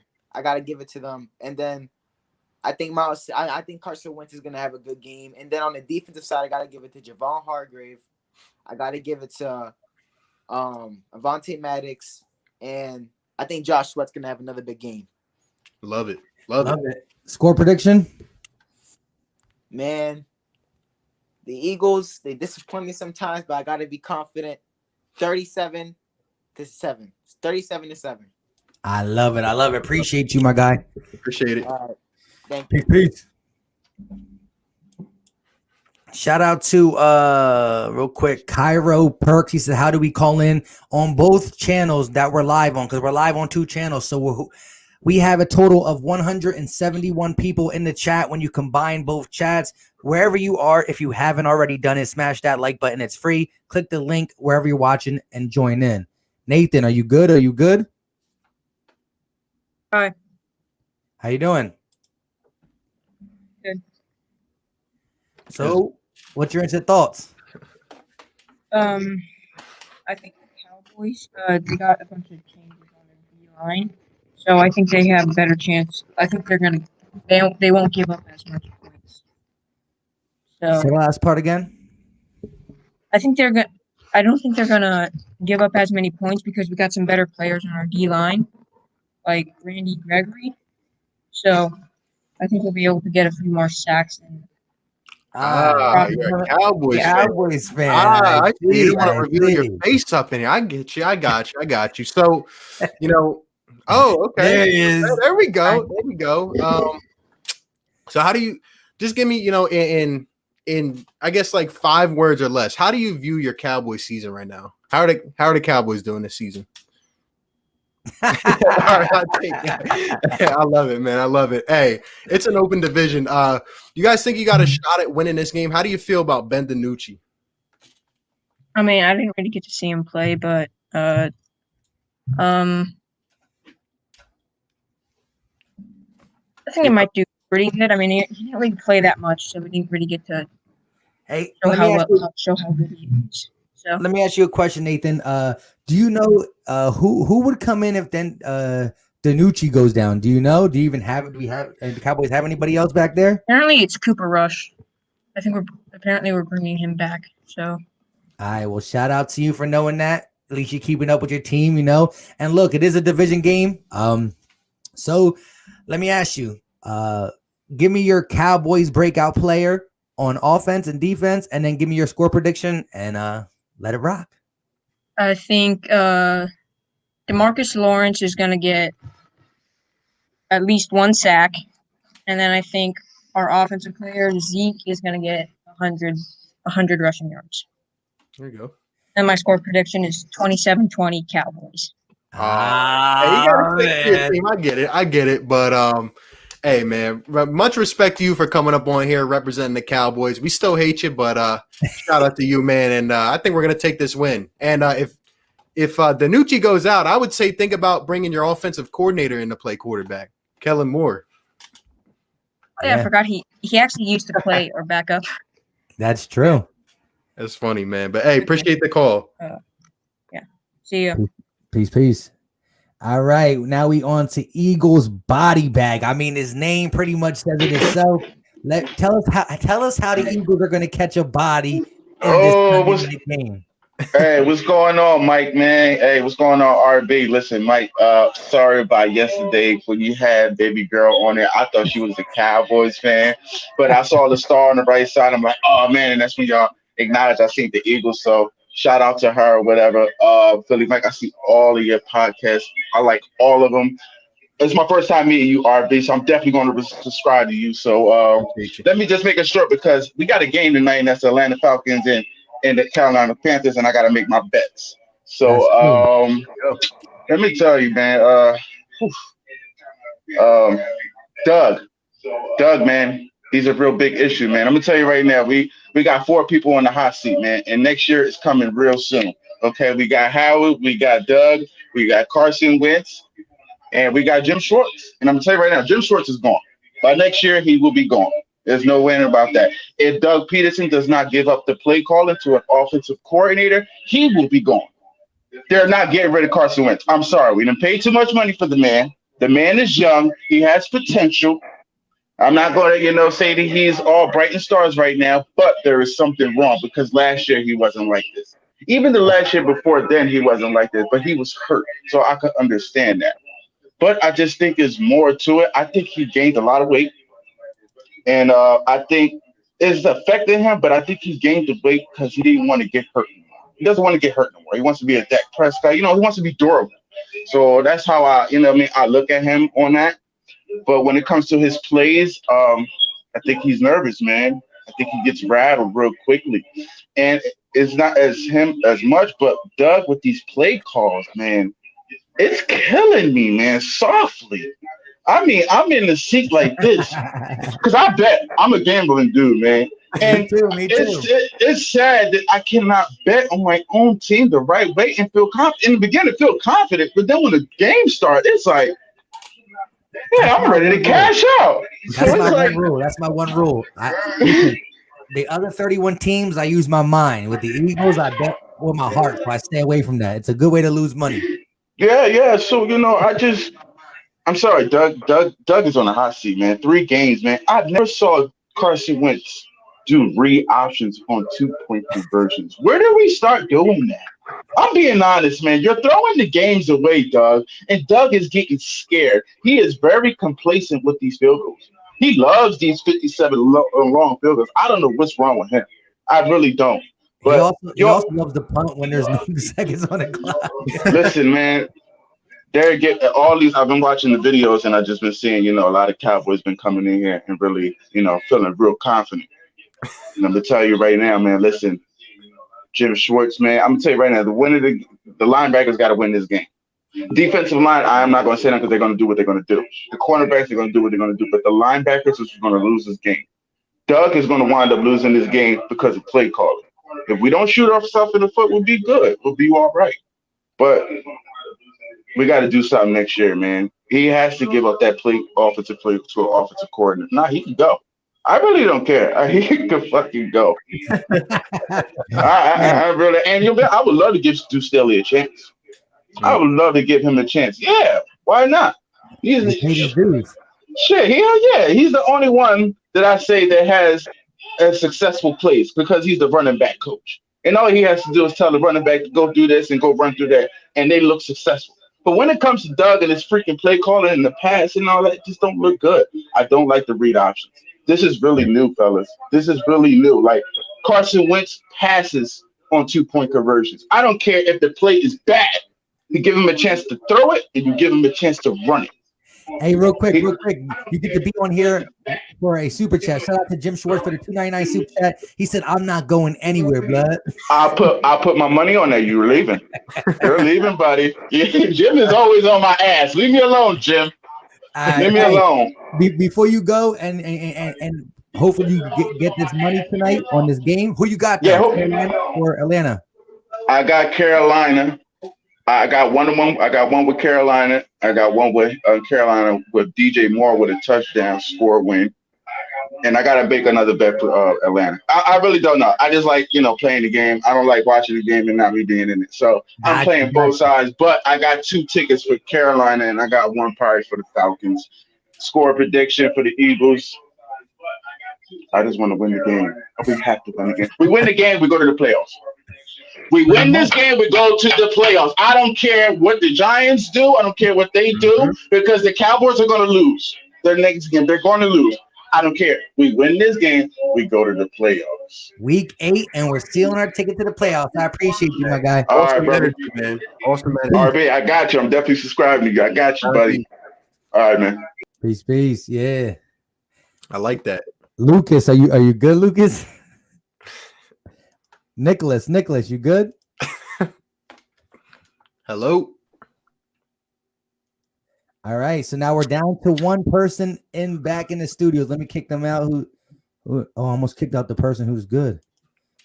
All right, so Carson. I think it's going to be a Cowboys person because it's Carson Wentz as the pitcher and it's Carson Wentz with WINTS. So listen, we'll see how he comes in. Ready? Hey, real quick, shout out to my guy Derek Lincoln, who's a loyal Cowboy subscriber on my channel. He can actually keep a normal conversation. He says, "Gotta keep it real. My Cowboys are not winning this game.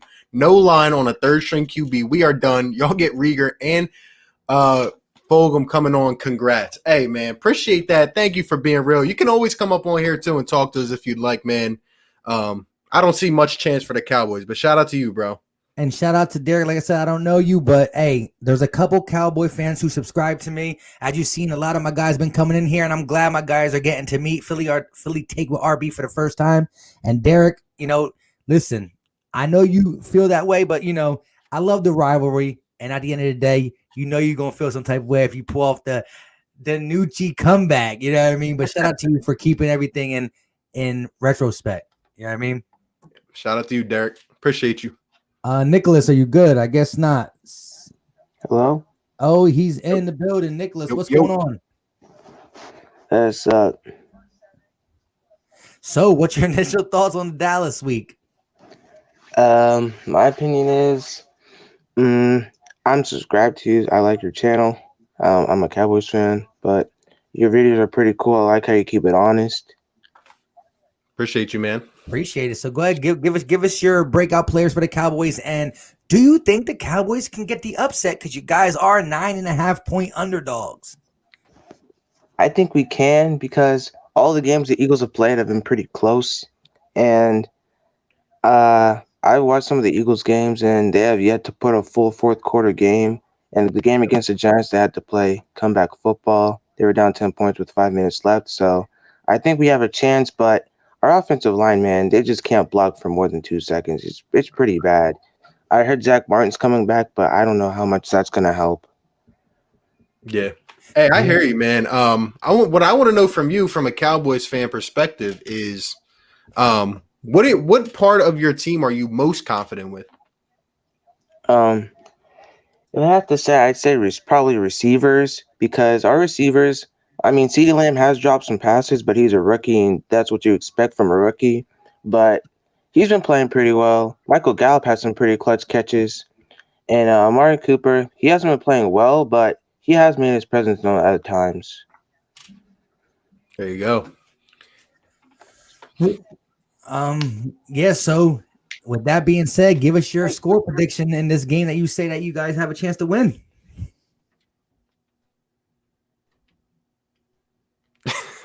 Nicholas? I don't know. I don't think he wanted to participate in that part. Nick, you got a score prediction? You might be muted. Not sure. Now he's muted. You Go ahead, Cowboys 4-21. All right, we didn't hear that whole thing. Can you say it again? I got Cowboys winning 24-21. 24-21. All right, you got you confident you got. I feel like DeMarcus Lawrence and Aldon Smith get to Carson Wentz. There you go. All right, we're going to see. Shout out to you for coming through. Appreciate you.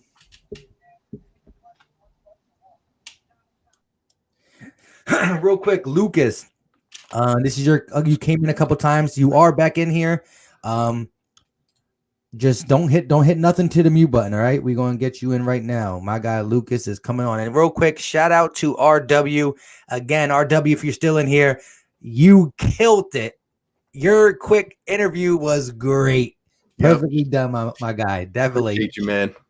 Go ahead, Lucas. You're on the mic. All right, what's up? There you go. That's what I'm talking about. What's going on? Nothing much. How about you? I'm good. I'm ready to kick some Cowboys butt. How about you? Yes, sir. All right, my key to the game is Doug Peterson. Doug Peterson cannot be going on these fourth downs and then we just give the ball right back to the Cowboys. You know, Doug Peterson has had some skeptical calls this year, and I don't like it at all. You know. All right. Yeah, I agree. He's been having some bad play calling in certain situations, but big impactful situations where it can either change the game in favor for us or take it away. He has called some bad plays. Who do you got stepping up on the offense and the defense to really seal this game for us? Offense, I got Jalen Reagor. You know, he'll show the world why we drafted him and what he got on the offensive game, because you know we only saw a sneak peek of him. And on the defensive end, I got Nathan Gary getting a sack on I got Nathan Gary getting a sack. Surprising. There you go. That's if he plays, but hey, that's the first time we'll hear some Nathan Gary optimism here. But I like it. You got a bold take, even beyond the Nathan Gary. What'd you say?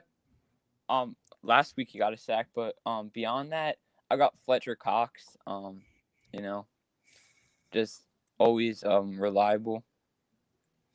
There you go. He And definitely is. how much do you hate Cowboys fans? With a passion. About every person said that with a passion. You know, I got tons of Cowboys fans. They're always saying they're all good, but they're really trash. They can't admit that they're bad. That's the funny thing. Exactly. And listen, you know, deep down they lost these 2 games to the Cardinals and the Washington in horrible fashion, but they're holding on to some glimmer like, you know what? Maybe. I don't think so. But shout out to you, Lucas. You got a score prediction for us? I got 38 to 10 Eagles. Whew, I love it. And we'll probably be putting out a post game sportscast on our YouTube channel. Oh yeah, so yeah, Lucas got a YouTube channel. Let them know where they can find you. What they got to type in the search bar? The HPL. The HPL. I'm definitely gonna check that out because I haven't checked you out. So now that I know, I'm gonna check you out, my guy HPL. For those watching, go ahead and check it out. Appreciate you for stopping by. Appreciate you, man. Yep, no problem. See ya. Peace. For those in the chat that are asking how to come in, if you're watching on the Philly Talk podcast, there should be a pinned comment at the top. You click the link, follow the directions, and same with the Philly Take with RB chat. It's a pinned comment. Click it, follow the directions.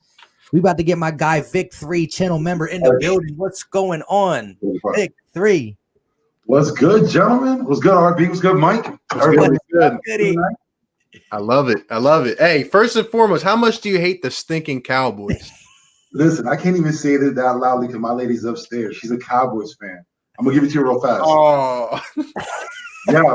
On Valentine's Day, she got me something. It was supposed to be a surprise. It was like, he's an Eagles fan. I'm a Cowboys fan. You know, we came together, united, whatever. Man, as soon as I seen it, I said, throw that away.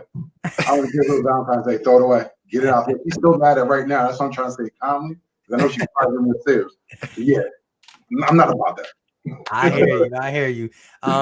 Listen, that's the thing. So you normally, you know, I have a rule. I ask what team you like on the first date. that right there lets me know if it's going to be a second. But guess what? I ain't going to front. See, my wife was from the New York area. She didn't like football, but she would say, you know, she knows about the Giants, right? But it was one rule. If I put this on your finger, you know what I'm saying? She's all egoed out and she watches, and she don't watch the game. She just watches my play-by-plays now. She said it's more entertaining, especially with the way I act. But shout out to you. So give us your take. Who's your offensive breakout player? Who's your defensive player breakout player? Offense, I'm gonna have to give it to Boston Scott. I think, you know, he's gonna come out hot. I mean, the running game got to do something. We haven't had a running game pretty much all year. A lot of it has to do with Doug, but I mean, a lot of you got to put it on the players. That line has not been what it's supposed to be, what we thought it was going to be this year. On the defensive side, I don't want to say Slay because, you know, Slay's been locking it down all year. But I'm going to say Hargrove, I should say. I think he's going to come up and, you know, he got a little work in last week. He got a taste of it. I think he's going to excel this week. But the one thing I will say, we can't sleep on the Cowboys because it's not what we think it's going to be. It's not going to be a high-scoring game. I'm going to give it maybe 9-14. We played what? We played down to our opponent's level. Hold on, Vic. I know you're my guy. Listen, and I thought you were gonna say low, like 23-17, 9-14. I'm telling you, we play to our opponent's level. That's something we always end up doing. We always trying to come back in the late third quarter, fourth quarter, and win the game. We're gonna score 2. They're gonna kick it all day. We're not gonna trust our kicker at all.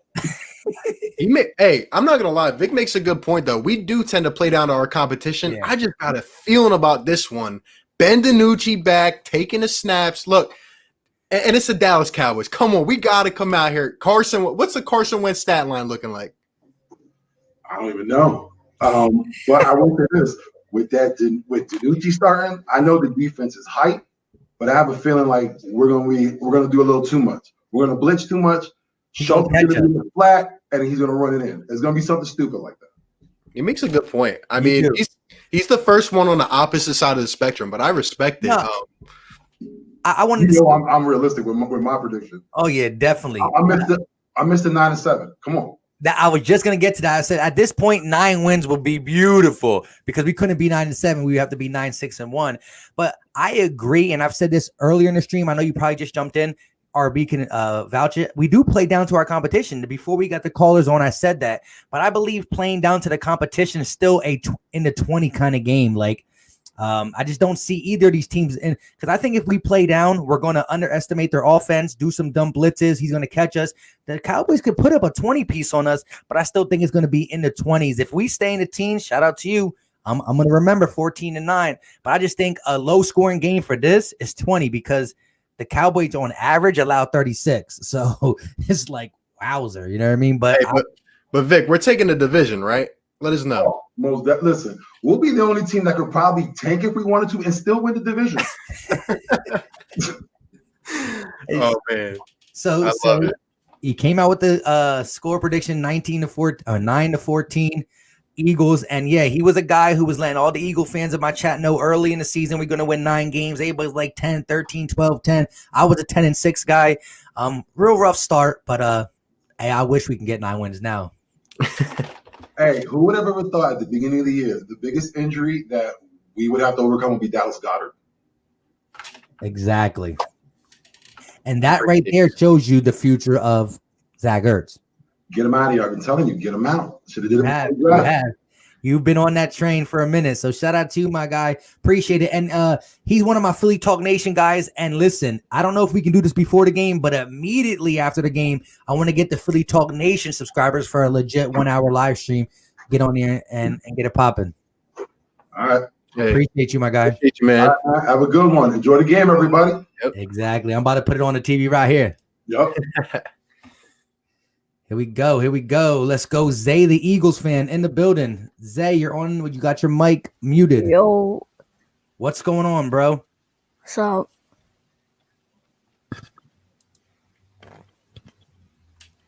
Yo, that. all right. So, for me, I think the Eagles are about to win 35-14. Wow, 35-14? Yeah. I like it. Hey, what's your main key? How did the Eagles approach this? How do we win this game? Let us know. Probably by running the ball. That's true. That's the best way to do it. We just saw Washington do it, right? Yeah. And so, give us your breakout players on offense and defense. Probably Fletcher Cox and I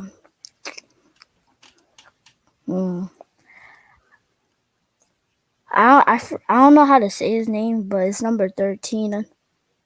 Just say TF13. That's his new nickname. All right, TF13. Tell all your friends. We starting that. Tell them you got it from the Philly Talk podcast. Love it. Love it. Hey, what's your final score prediction? We're taking this dub this weekend? Yeah. He did. He said he came in early with a 35-14, right? Yeah. There we go. I love it. I love it. Appreciate it. You got any how do you feel about Dallas? How much do you dislike Dallas? 10 out of 10. There you go. I love it. 10 out of 10. Appreciate you for coming through. Zay, the Eagle fan. You kept it real. You kept it popping. I appreciate it. I am out. Hey, have a good one. Peace. What's going on? You're on the clock, Ishmael. Hey, how's it going, y'all? First of all, thanks for doing this. This is my first time actually doing a camera chat. Anyways, I think Maddox has been doing pretty good. He played last week a little bit. I think I want to say Maddox will probably get a pick.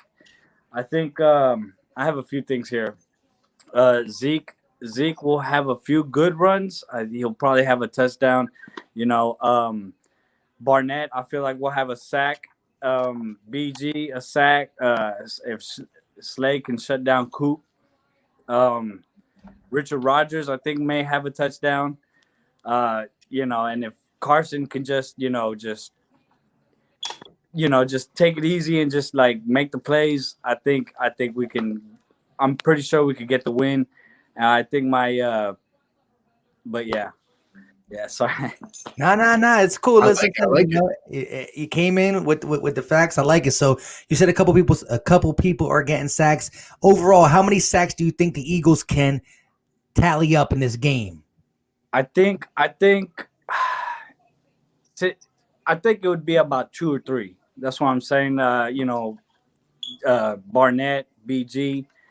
I heard somebody say Josh Sweat. I forgot about Josh Sweat, but I know he's been doing some work. But yeah, I think about 2 or 3 sacks. I think the Philly D can bring.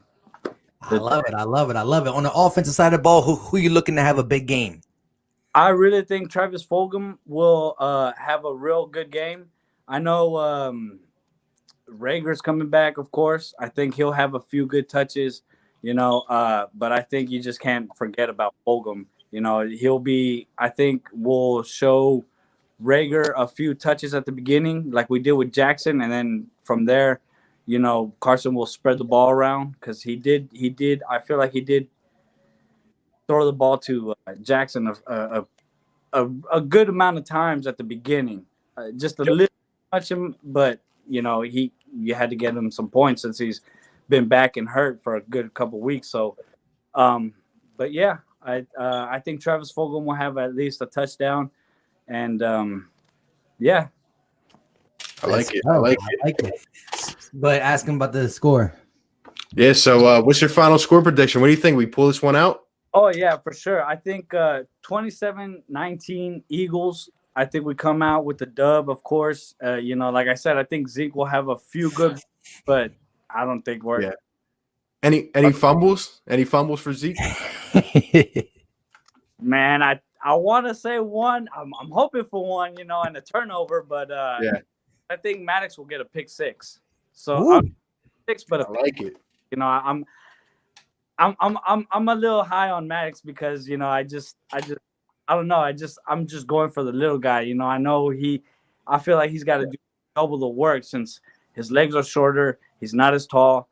And I think to me, anything he does, it's he's got to double work sometimes. Extra, yeah. He has to put that extra work in, and that's why he's grinding. He's out there grinding. I appreciate you for coming through, my guy. 100%. Shout out to you, man.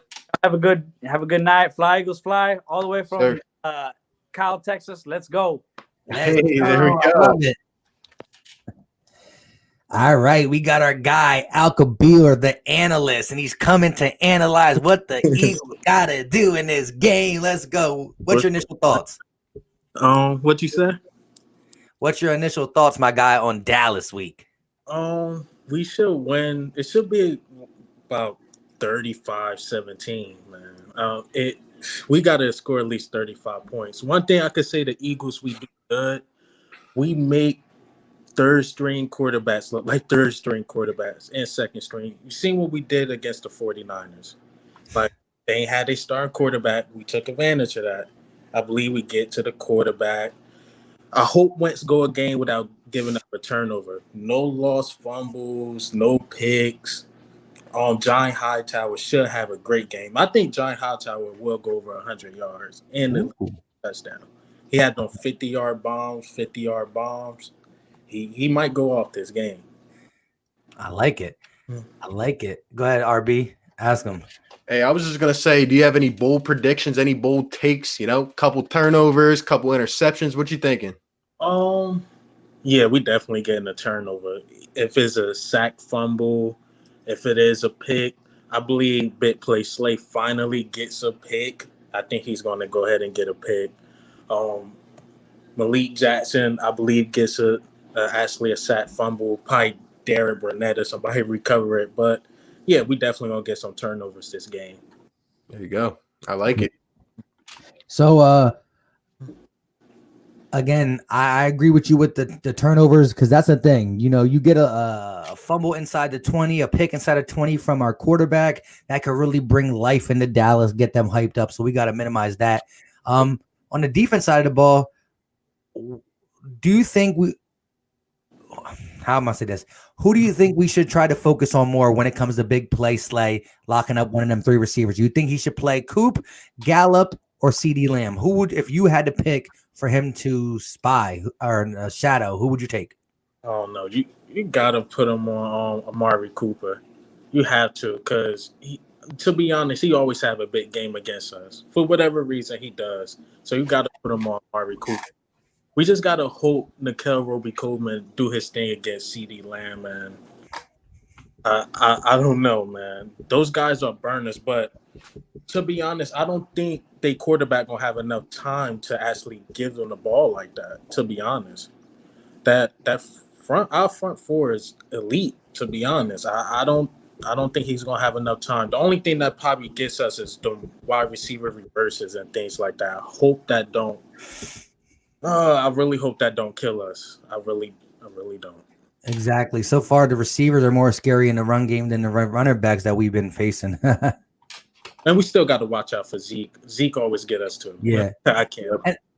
And eventually the Cowboys are going to really transition into just feeding Zeke and letting him take over the game and then just being a game manager at the quarterback position. Just hopefully not this game. So give us your score prediction, my guy. Yeah, once again, 35-17. I would not put my money on that because the Eagles might win by 2 or 3 points and just have me on the edge of my seat. But hopefully we 35-17. Carson Wentz have a 4-touchdown day. Mm-hmm. You know, Boston Scott get a touchdown. I believe Boston Scott gonna have a big game too. Yep. Hey, I love it. And how much do you hate Cowboys fans? Like the kid said, 10 out of 10, man. I join their misery right now. Exactly. And real quick, shout out to Al Kabir, the analyst. He definitely has a YouTube channel. He does Eagles content, and he also breaks down teams throughout the NFL. So if something goes down, AB gets signed to the Bucks, he's reporting on it. If Cam gets benched, he's reporting on it. If Josh Allen eventually comes back to MVP because he was talking highly of him, who Josh Allen starting to disappear, he will report on it. So definitely check his channel out. Yeah, thank you, man. Thank you. No problem, my guy. Appreciate you for stopping by. Appreciate you. All right, so we at 2 hours and 26 minutes. We're going to take a couple more on because now I'm already a person who can stutter, and I'm starting to really develop a stutter because I haven't drank water in the 3 hours. I'm dying of thirst. I should have brought a water bottle upstairs with me, my guy. I know.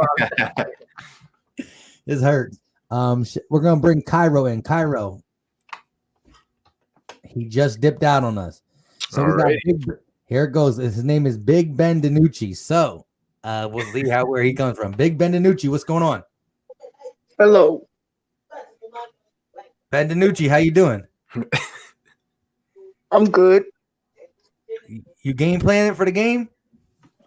Yeah, we gonna beat your birds. And what in your right mind makes you think that? Cause I am Big Ben DiNucci. So what is your stat line gonna look like? 1 million to nothing. Woo! 1 million. So how many touchdowns you gonna throw? Divide 1 million by 7. How many touchdowns you gonna throw? I'll break all the records. All right, and lead our Cowboys to victory. All right. Let me ask you. So do you actually believe that? Is that like like you fully believe that? I am Big Ben DiNucci. All right. I appreciate you for coming through, my guy. He just dipped. Hey, shout out to everybody. Oh man. My God. That was possibly a great way to end it. We finally got nobody in here. I know a lot of people probably just gave up because there was one time that we had multiple people. We had 10 people in here and it was banging like 100 times.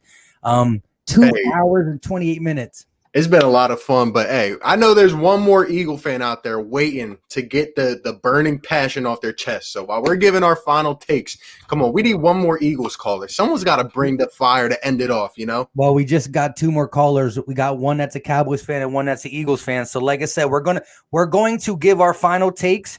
We're going to listen to the last callers, say peace, peace, and that's it. So if you want to get in here, You know what I mean? Show enough 215. Where you at, my guy? Come through. Show enough. You always giving that fire in the chat. You've been with me for a long time. We the boys just dipped out of here because I guess not the boys no more. But Peyton Griffin, what's going on? Peyton. PG. Playoff P. I'm just right, so he dipped out. We the boys is back. What's going on, we the boys? Yo, what's up, guys? What's going on? So, how long have you been an Eagles fan? Wait, what'd you say, my bad? dipped out. We the boys is back. Yeah, what's going on, we the Dallas boys? Dallas all day, baby. What's up, guys? Now, can you turn the YouTube video off in the background? He just dipped out.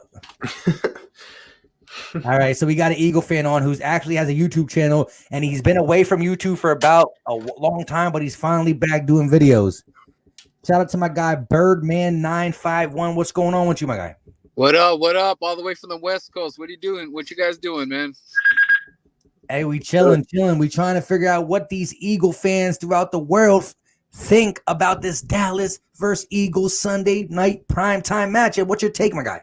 We're gonna get that. Before I give you my take, I just want to give a big shout out to you guys for backing up our birds and doing the work that you guys do, because you guys know how tough it is being an Eagles fan. And me being on the West Coast, I get it constantly. Cowboys, Raiders, all around me, but I always back my birds to the fullest, just like you guys, because I represent guys just like you. Love it, man. Hey, how great is the Eagles fan base? Dude, it's awesome, dude. Like the more I started becoming a fan with these Eagles, with the Eagles Nation, and becoming friends like from the guys from the East Coast. Like I'm good friends with like Fourth and John and all them, and it's just growing, dude. Like we got Eagle bars out here, so when you guys do come out, please go visit the Rabbit Hole in San Diego and go check the Jew making out there, dude. He is hardcore. It's a Eagles bar. We're gonna be down there this Sunday to go beat those Cowboys like we know we're gonna do, and it's just gonna be a great time. So you guys, if you ever come down here, it's just gonna be on, dude. It's just another place to go. And I mean, we're everywhere, man. The Arizona, we got Desert Bar.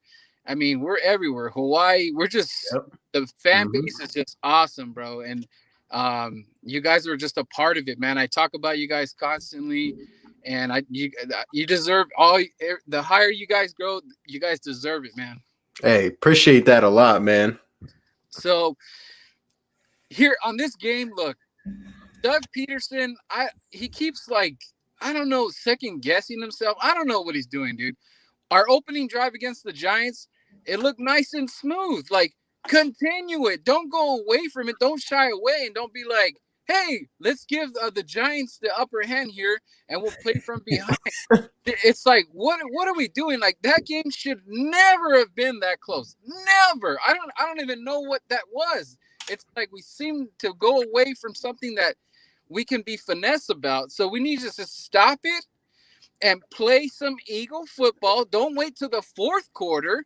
Let's just get some four-quarter football here and stop putting the fans at distress. Like, do we really have to be stressed every minute of the game? Can we just have some nice plays and just keep it going? Like, what's up with Doug? Like, Doug Peterson is really making me afraid sometimes because his rationale is just it's scary at times. Like, do you need to do the 2-point? Did you need that? Did you need to run that play?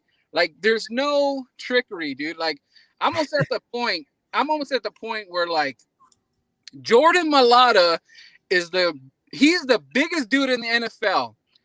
And I would rather have him be the running back for that play that we need that point, because I'm sure that he'll run over those people, at least 3 guys. But the fact that we're like, dude, just be confident, dude. Like, Doug Peterson, you won the Super Bowl, remember? Big balls, Doug. Where is that guy? Don't be the scary balls, Doug. We're not used to this, dude. Eagle fans are like this. We pump our chest out. Don't be scared. Let's get the bull by the horns and let's roll. like this game, don't play down to the Cowboys level. We are better. We are better, even with all those injuries. We are a better team because of our heart and our fight. That's That's fact. That's just fact. facts. Yep. So with that being said, what's your score prediction? Do you think we take it by the do we blow them out, or is it a close game? I got a 26-14, and that last touchdown is just the garbage time. So we have control. It's gonna be a little rough start figuring out Ben DiNucci Italian restaurant. Once that is over with, dude, we're gonna take over the game, man. Zeke, Zeke likes to show up against the Eagles. So listen to me, Eagle players. Don't go low, go high. You know he's gonna hurdle. Don't give him another damn highlight. Just take him out. Like if he's gonna jump on Slade, just jump up, dude. Don't go low and give him another highlight reel. I'm sick and tired of that. Yep. Thanks. Hey, I love it, man. I love it. So, like I said, man, we got this game. Eagles. We're gonna do some bonehead play, but I just want to enjoy this game and I don't want to be like, what the hell's going on? Like I'm confident. We're back in business. No more screwing around. Let's win this division. I don't care if it's 7 or 8 wins, and let's get this young squad going. The only thing that worries me about this game is I'm not comfortable with Alada going to the right. That scares me a lot because I think his confidence level is high, and if he blows it on the right, I think it's gonna trickle down. It's gonna affect Carson Wentz, and that's the one thing that I'm really scared about. Besides that, but I still feel we can still pull out with the win. I agree. We don't want to have an Andre Dillard second coming, not because again we moved him to the right, destroyed his confidence, and bada bang, bada boom. But shout out to you, my guy, for coming through. Keep up the Eagles content. Go sub him up, Eagle Nation Birdman 951. Definitely check him out. He drops videos, post, and pregame too. Appreciate you for stopping by. Let's get it. Shout out to you, man. Peyton, are you there this time? Peyton, are you there this time? Yo, yeah, I'm here. How y'all been doing this fine evening? We've been hanging in there for 2 hours and 37 minutes hanging in there. I got you, bro. The first thing I want to really talk about is this defense, to be honest. His defense isn't really going to make up against the Cowboys. This offense, though, the Cowboys' defense is horrible. It's been horrible for the last 3 weeks. So, before I'm going to say the score prediction, I'm going to say in overtime, we win 30-27. In Ooh, 30 to for the new Cowboys.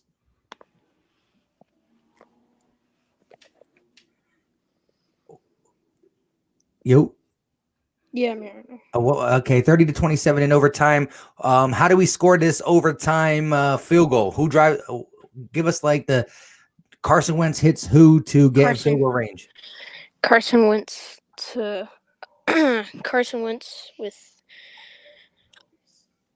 I don't really know at all. Say at the end of the day, Carson Wentz don't need no superstar. He'll throw it. So Jason Kroom scored a touchdown with Carson Wentz. That's all that matters. So I'll take it. Hey, if we have an overtime performance with the Dallas Cowboys, for those who don't know, I do play-by-plays. Come through, watch my play-by-play, but I will be going off. That's all I can say. If we're in overtime with the Dallas Cowboys and Ben DiNucci is licking his fingers like, I'll be mad. Oh man. Before I go, if we make it to the playoffs, we're Doug Peterson has had playoff experience. He's won against the greatest player of all time. Fact. And if you make it to the playoffs and you have experience, We haven't made it to the playoffs yet. We tied with the freaking Bengals. I know that's a little that's holding you back from like thinking that we could do good this week. But hey, we're on the upper trajectory because we're getting healthy. We're making things happen. At least you got us winning this game. Shout out to you. Yeah, man. See you on the next stream. Peace out. Appreciate you. What is going on, my guy? Yo, what's good, people? What's going What's on? good? What's Hey, okay, so my first take is this. Jalen Hurts, he needs to stop playing. I think that it's hurting Carson Wentz like consistency on the field. Every time they bring him out there for a gadget play, it don't go nowhere. So I just don't see the point. I don't see the point in bringing him in. I'm done with that idea or what they're trying to do there. My other thing is we gonna kill the Cowboys. Like Wentz is gonna put it to rest that Dak is just he's not as good as him. Even though he's not playing, it doesn't matter because we saw 2017 what he did, and he's just starting to come back into form. I'm starting to see it already. It has a lot to do with the offensive line, finding that consistency on that. And I would say, I'm gonna say the score will be, let's say 27-7. I give them a touchdown just because of Ezekiel Elliott. That's about it. Hey, I like it. Again, it's something. Look, this is like a lose-lose to Carson Wentz because, look, if we lose this game, the critics are going to crush Carson Wentz. The critics, I'm He's saying. not losing this game. He's not. Correct. Let's say we're not losing it, but when we win this game, the people are not going to give him his due. He can throw for 300 yards, 4 touchdowns. They're going to say it's because it's the stinking Cowboys. So, That's a fact. This one was lose for Carson's, but he got to keep his mind right. And again, there's no way this team beats us unless we give them life, like a fumble in the red zone, a couple turnovers. You give them a quick 10 points. And one more thing I wanted to get at is Carson Wentz is a different type of quarterback. I'm tired of y'all of people putting him in a box that he's Peyton Manning or that's not his game. It's just not. He's the guy that's going to try to create. And Big sometimes that comes with a lot of, turnovers. And that's just part of it because at the end of the day, he gets the job done. That's all I care about. Correct. Get the dub. You get the dub. I don't care about the rest. Or at least if you show me heart. You know what I'm saying? You show me on the field. You put your all out there. I'm with that. Hey, I agree 100%. If there's one thing you see from Carson is he's never going to stop grinding. He's a grinder. What's your take on that? What he just said about Carson Wentz's game, RB? I completely agree. At the end of the day, Carson has showed me heart. Even in a pitiful division, he comes out here and gets it done at the end of the game. I want to ask you, though, do you think the Jalen Hurts pick was a complete waste of a pick? I would say so because we could have got a corner, a linebacker. Patrick Queen was there in the second round still, you know what I'm saying? I feel like we could have got him. I just feel like we miss out on a lot of our picks. Remember the year? I mean, yes, we got Brendan Graham, but we had a chance to get Earl Thomas, and we didn't get him that year. What other year was it? I think it was last year we had a chance to get Metcalf, and we didn't get him. It was like I just don't understand. Yeah, that was rough. They're thinking there. You know what I'm saying? I feel like sometimes even us, we could come up with better ideas for this team than the GM himself, which is ridiculous. Yep. That is true. Hey, shout out to you. So you said it was 27-7 or 26-7? 27-7. Just I feel like the defense finna show out. Oh, another thing. Davion Taylor, I think it's time to give him, let him go in there and see what he can do. He played some more snaps last week. So not last week. He played some more snaps against the Ravens. I like how he chased down Lamar Jackson.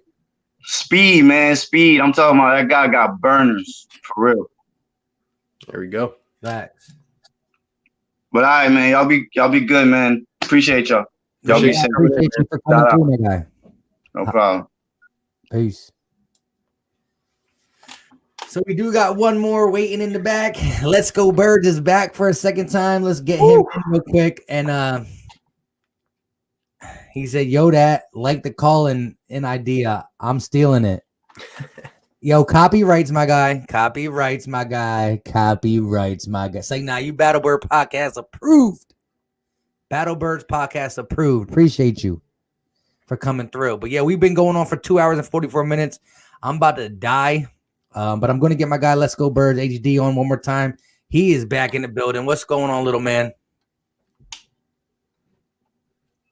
What's up?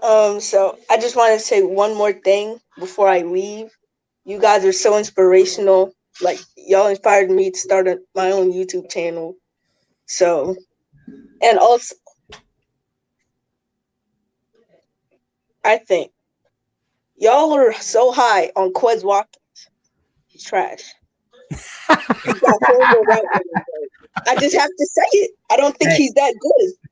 Well, let me just say this. I appreciate you.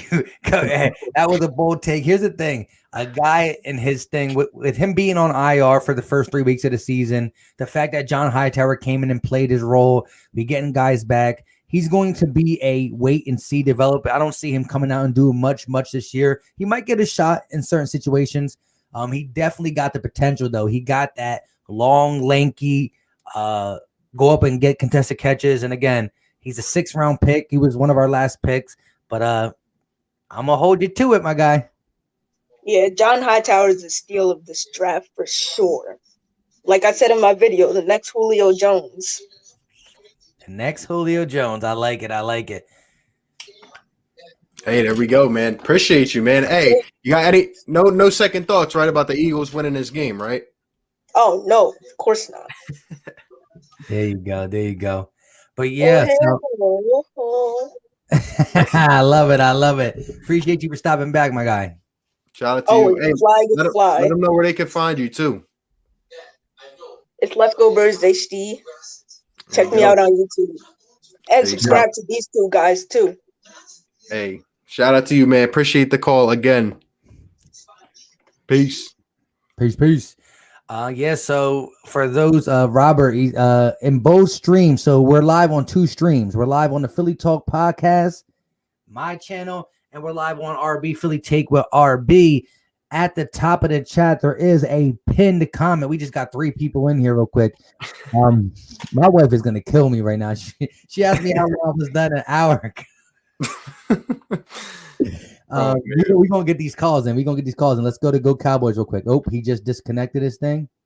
Oh, he's back. Go Cowboys. You're in the building. No, he's not. just like a casual Cowboys disappears in the big moments. Do I, yo.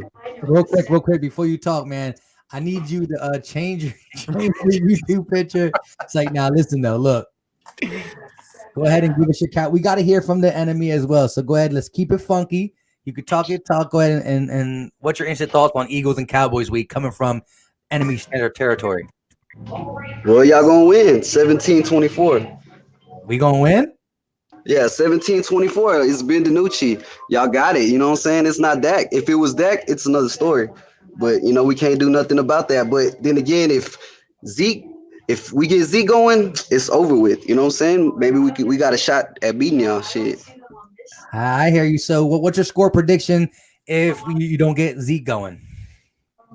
Shit, 17-24. That's if we get. I don't know. Yeah, I meant to say the other way. So I meant to say, my bad. Again, 3 hours in almost. I meant to say if Zeke gets going and you do win, what kind of score would you give yourself? I don't know. Look, but all I know is if we could get them going too. Look, y'all got smashed. I mean, y'all got worked by Chase Claypool, 2nd round rookie.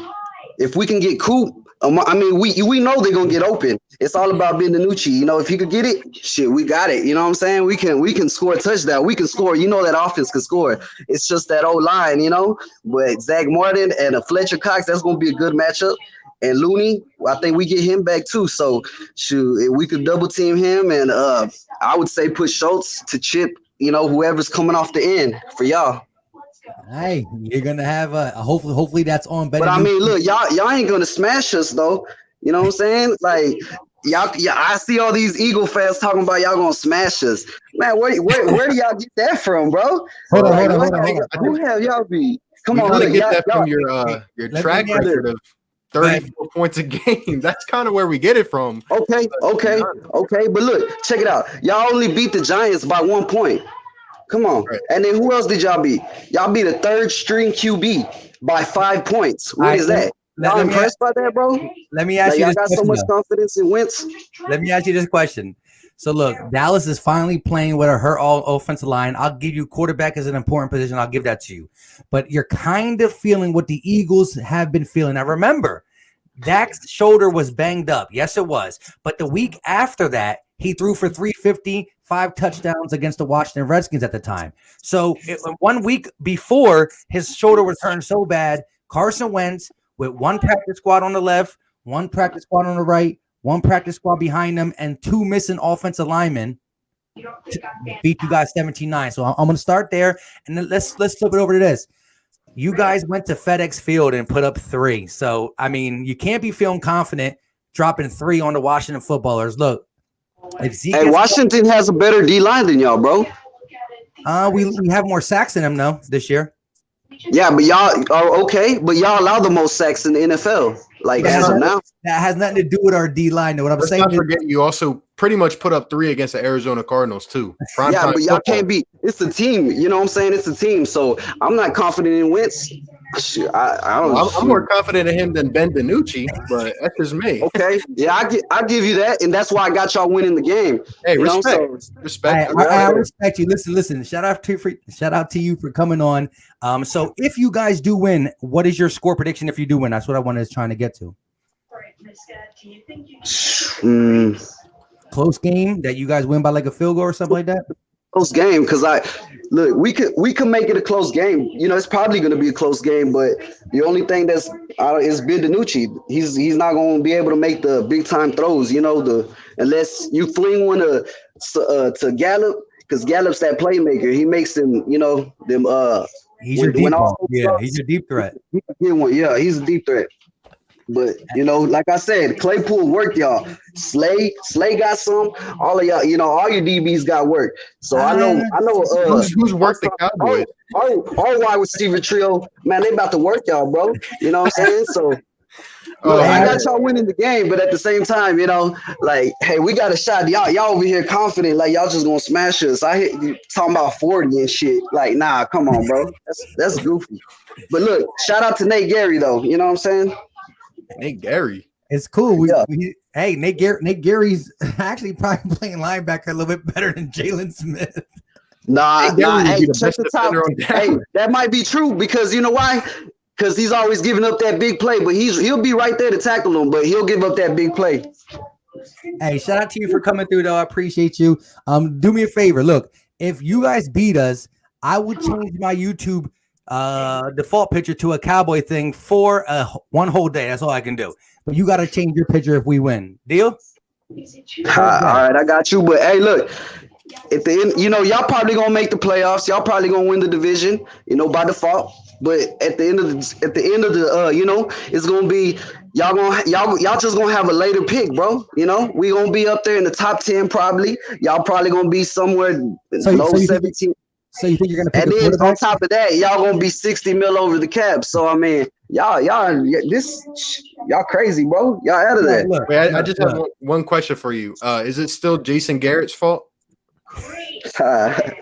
Hey, I'm just asking. Dak's down, bro. You see what Dak was doing without his. You see what Dak was doing with that same O line.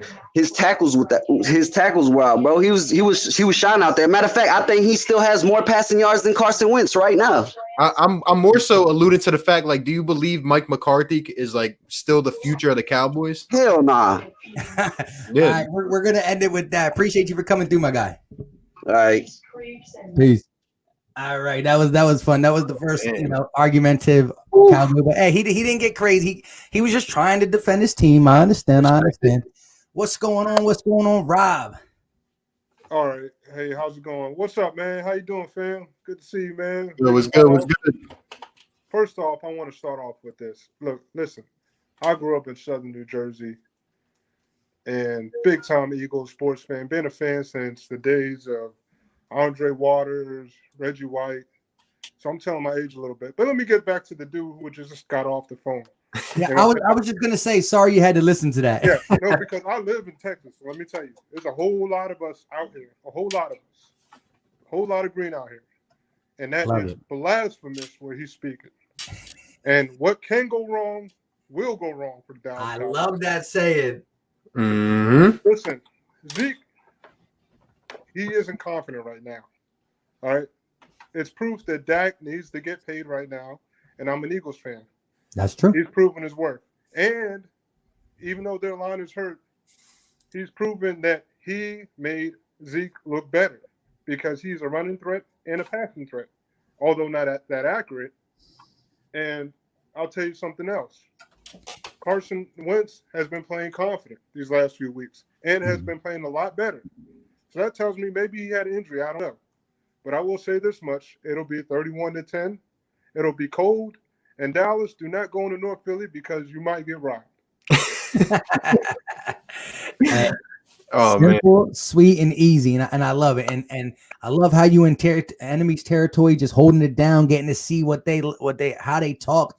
You know what I mean? And yeah, I got my, I had to put it on because I had a regular hat on, but boy, before we started talking noise, so I had to let him know. Listen, I got a VHS tape that I like to use when I throw it away. Of when the Cowboys last won. I'll be 38 in a few months. You know how old I was when the Cowboys last won? Young. I was 11 going on 12. Puberty was just happening. Exactly. And they shouldn't have won because Neil O'Donnell got paid off. So I'm not going to go there. But yeah. I'm on the channel talking crazy. We got to clean them up, baby. Hey, shout out to you, man. Yeah. Hey, but y'all be safe, man. God bless y'all. 31-10 birds. You too. Appreciate you, man. I love it. Absolutely. Peace.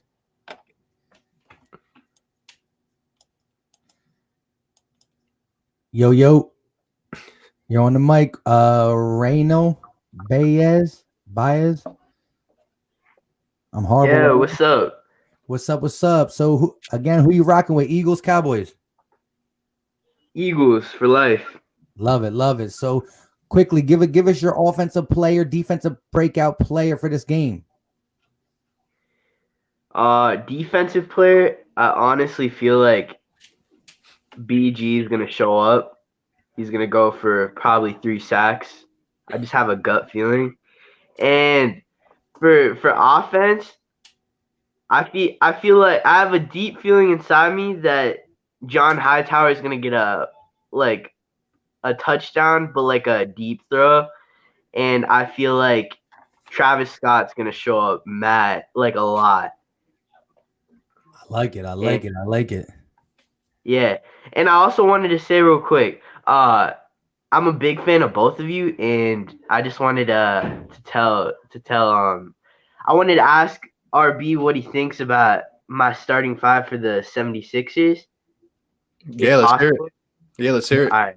Let's hear it. For point guard, I was thinking center, Joel Embiid. Power forward, you can put Tobias Harris there because he's a floor spacer, and I feel like he'd be good next to Joel Embiid. And for small forward, I'd put Matisse. And for shooting guard, I'd want Buddy Hield there, and then I guess whoever you want at point guard. Hey. Josh Richardson. I feel like you could. I want Spencer Dinwiddie though. What about Ben Simmons? Ben Simmons.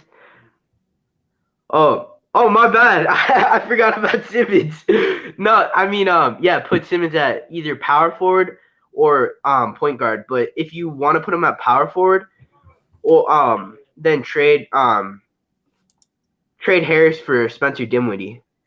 Hey, how did you forget a future? How did you forget a future MVP of the league? Mm-hmm. And legit, I feel like Simmons is gonna start shooting this year. Hey, I think he is. He's gonna be special, man. Sixers are gonna be good. They're doing all the right things, pushing the right buttons. We're gonna cover a lot of Sixers content, so I'm excited, man. Facts. Yeah, me and RB definitely gonna be doing one of these streams for the Sixers, especially with all this new hype around them. Yep. Yeah, man. Next They're week, doing everything right now. Yep. I love it, man. Appreciate the input. Yeah. Well, once again, thanks a lot. You guys are really inspirational. You guys are doing. You guys really help me when I'm bored in the house, and especially with coronavirus and everything that was happening. You guys really help when well, there was a time when my mom, she got sick, and well, you couldn't really do much, and she went to the hospital. So yeah, you guys really helped in the sense of keeping me occupied, and I really appreciate it. Shout out to you. Shout out to you. Appreciate you. Got an Eagle score prediction real quick before you go off? Yeah. 40-9. I feel like all they're gonna get is field goals. Love it. Hey, All right. love it, man. Appreciate you. Appreciate it. God bless. Peace. Yeah. All right. Asia Robinson in the building. What's going on, Asia?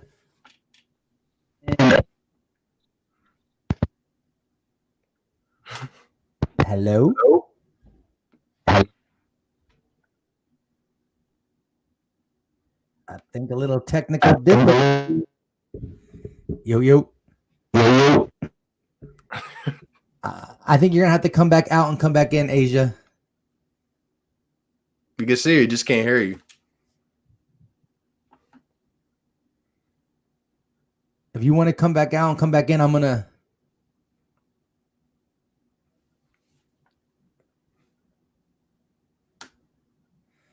All right. Let's get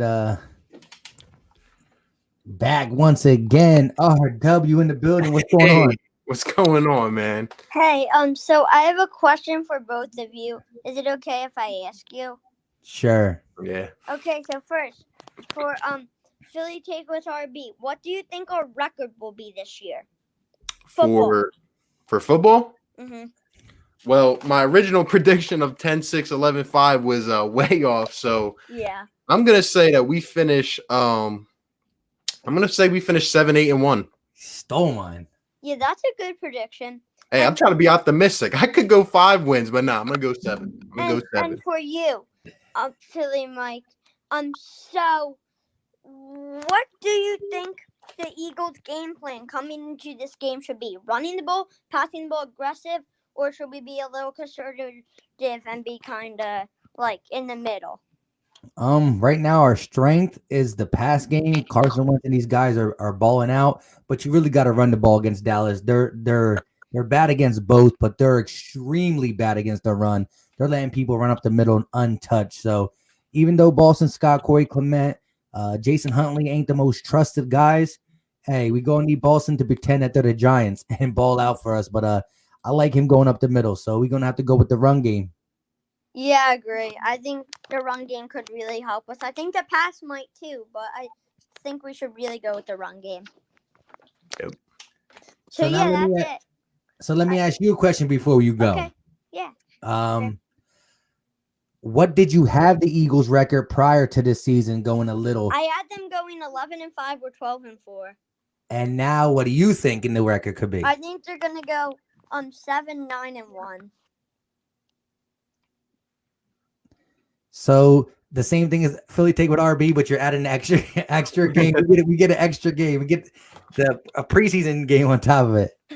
Does that mean we get bounced in the first round? I'm gonna say we make the playoffs and we win, but I think we're gonna get bounced in the second.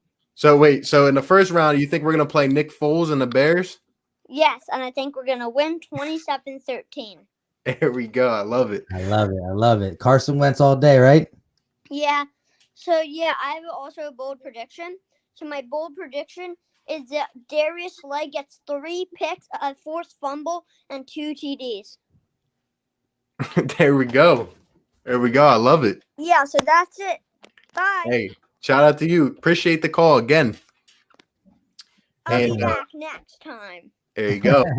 Have a good night, buddy. Peace. And shout out to Rob Dredden. Appreciate the donation. $4.99 super chat says big shout out again to Philly Take. Dallas sucks and go Birds. I completely agree. We're gonna wipe the floor with these stinking Cowboys. I'm telling you, man. And then they'll go into hiding. They'll go into hiding like they do. You know, they'll be delusional for some time. And then they'll come back at the end of the season like, oh, well, this is the game that matters. And you know what'll happen. Exactly. Here we go. We got Asia Robertson back. What's going on? Yo, can you hear me? Yep. Yeah, we can hear you. Yo, you can hear me? Yep. What's Can you up, hear us? Philly Mike? What's going Yeah, I can on? hear you. What's up, man? Yo, y'all better win. Y'all better win this game. I'm gonna be on your white butt. Hey, there we go. I wouldn't expect anything else from anybody in the NFC East if the Eagles let this one slip. Yo, shout out to RB. I love his Sixer video, yo. I can't wait for your Sixers though. Even though I'm a Net fan. Hey, shout out to you. The Nets. I don't know about the Brooklyn Nets, but Giants fan, right? So that was a good game. That was a good game, right? But yeah, it was. All I gotta say, cut and move now though. Y'all want them, y'all can have them. Now. Yep. Hey, we'll take care of the Cowboys. Don't worry. What's your score my prediction? prediction? 15-10, like I said. 15-10, like I said. I'll be generous. How many touchdowns? I'll be generous. Give them a touchdown. How many touchdowns for Carson Wentz? I say about 3 or 4. There you go. I like it. I like it. Maybe he get his props now because I don't know why everybody not respecting him. Yep, I agree. I think he's gonna have a big statement win. I think he's gonna take care of the stinking Cowboys. So I agree. Yes. Appreciate you for coming through. Great supporter. I see you. Shout out to you. Appreciate you a lot. Thank you. Okay. So we getting down to nitty gritty. I think we should maybe take it down so we can go through these 4 and then be done. Because I think my wife is signing the divorce papers like right now. Is there any more callers on? There's 4 of them, so I think we should Oh take. my God. No, they're good. They're good 4. We should take it down though, so nobody else. Take it down. Take it down. We done. Gotcha. Appreciate everybody for coming through. So we're gonna rock out with these couple guys. We're gonna start with Smokeless YT. What's going on, Smokeless? Yo, what's good? What's good, y'all? Philly Mike, RB, what's up, man? What's good? What's going on? You know what? I know it's the Eagle stream, but I gotta ask you real quick. How do you feel about your Saints and the injuries at the wide receiver position, real quick? Besides, like our rookies, like our undrafted rookie Marquez Callaway, he's doing good, and you got Traquan and Deontay Harris. They're doing pretty solid, but the only concern about the Saints team is the secondary, blowing coverages, I don't know. I have no idea. Malcolm Jenkins out here, I don't know. Yeah, we're gonna send him back to the Eagles because we don't need him. We don't need him right now. We don't need him. But what I need y'all to do, I live in Philly. I'm a Sixers fan, as you see, but I need y'all to blow out these Cowboys. I want y'all to eviscerate the Cowboys ASAP. Y'all need Ben DiVucci, Ben Spaghetti, I don't know what's his name. Y'all need to go just blow him out, please. Please. I hate Cowboys fans. They get on my nerves. They run my comment section up every time I make a video on them. So, y'all just got to blow them out, yo. Y'all just got to blow them out. Definitely. So, do you got a score prediction for us? I feel like y'all going to blow them out. Cowboys O-line is weak, so I'll just say at least 29-3. 29-3. I like it. I love it. And hey, no, go ahead. Go ahead. You go. Oh yeah. I was just gonna say before you go, you think the Sixers are gonna win a chip next year, or? Sure. Do you see this? We finally have a coaching staff. Are you serious? That's what I never saw. How do you feel about the starting coaching staff lineup? Hey man, finally have a coaching staff. I've been seeing Brett Brown coach. I don't even know what I was seeing when I was like. Yeah, man. Hey, once I saw RB raging and Philly Mike raging, I just started making Sixers vids. He just started blowing up. You already know that we're gonna definitely do some call-ins for the Sixers this year. It's gonna be funny. Yeah, for sure. Hey, wait, but hey, appreciate you, man. Yeah, sure. All righty. All right. So we want to get this real quick. 3 more left. Bringing in the guy, Vic 3, back at it again. What's going on, my guy? What's good? What's good? I just had to come back because I heard that Dallas fan and you know set me off just a bit. Man, are y'all crazy right now? You on your third string quarterback, your second string got knocked out and laid on the ground. Y'all did nothing about it, but you got the nerve to come on a Philly chat and talk some mess. Man, all y'all Dallas Cowboys fans, you go back to that hole y'all crawled out of. You weren't saying nothing just on Monday or Tuesday. Now you got a little word out there. You got news. You hype. And you want to come out here and say something? Man, please. Stop with all that madness. If Dak was out there, so what if Dak was out there? He ain't. He's nursing a retarded chicken wing on his foot. Stop worrying about us. Stop coming in our chat rooms talking junk. Your team is garbage. Come on. Oh, and shout out to Jim Schwartz making this chat live, yo. Always with the great comments. Yeah, Jim Schwartz is he keeps it funky fresh, definitely. Yeah, man. These Cowboys fans need to stop with that mess. I think the biggest game of the year for them is us, so they have something to talk about. No one else cares about Dallas. Exactly. Just had to come on here and say that, man. Stop messing around. Go I on. love it. I love it. Thank you. We needed the that. real. He heard that and said it triggered him. He had to get back on here. And the lady's not mad, right? Like she's not listening. Fam, I played back the video for the wifey. I should have never did that. Yeah, she's like, my wife was talking about his girl too. Didn't work. Yeah, she's like, you see that couch behind you in the video? She was like, right, that's why I'm already here. You know what I'm saying? Got the game on. I'm good. Yeah, I ain't trying to hold y'all up too much. Have a great night, everybody. Dallas sucks. Go Birds. Love it, man. Thanks, Love it. Appreciate you. Peace. All right, my guys. Have a good night. You too. All righty. I wish we could get Philly girl in here, but I know she just jumped into the chat. I know she's in your chat, but you took yours down too, right? Yeah. Yeah, it's about that time, but definitely on the next one. You know, she always got some great Eagles takes. Yep. Philly girl. But here we go. Sean Brown, you on the clock. Hey, can you guys hear me? Yes, sir. All right. First of all, I want to just say to both, I really love the content, and a shout out to all the Philadelphia Eagles content creators, man. I'm repping it in Michigan. I've been a diehard Eagles fan since I was 14 years old and saw Randall Cunningham punt. I just thought as a quarterback, that was the coolest thing ever. It was like he took responsibility for not being able to move the ball. So check it out. I hated Dallas. I go back all the way to Buddy Ryan. I've always hated Dallas, and that dude set me off, man. Here's the problem with the Cowboys. Jerry Jones thinks he's a rock star. Jerry Jones thinks it's all about him. Jerry Jones, I don't know what he must pay these guys in the national media to prop them up every year, because every year for 20 years, man, it's been Cowboys going to the Super Bowl. Cowboys going to the Super Bowl. Cowboys going to the Super Bowl. Let me tell you something real quick, guys. What do the Cowboys, the Lions, the Browns, and trying to think of there was another team, but I'll just give you those three. The Cowboys, Lions, and the Browns have in common. They haven't been to a conference championship game in 20 years, and every year somebody from the national media is putting them in a Super Bowl. I love it. Yeah. Hey, what do you make of the I guess the term America's team? That's garbage. It's a marketing ploy, dude. If you honestly, I mean, I love my Eagles, dude. I'll never, ever disrespect them. But if you're going to give America's team to anybody, it's probably the Packers. I mean, they have respectful fans. It's probably, I don't know, but it ain't them, dude. The Cowboys have been good in their history, what, twice? 70s, 90s. That's it.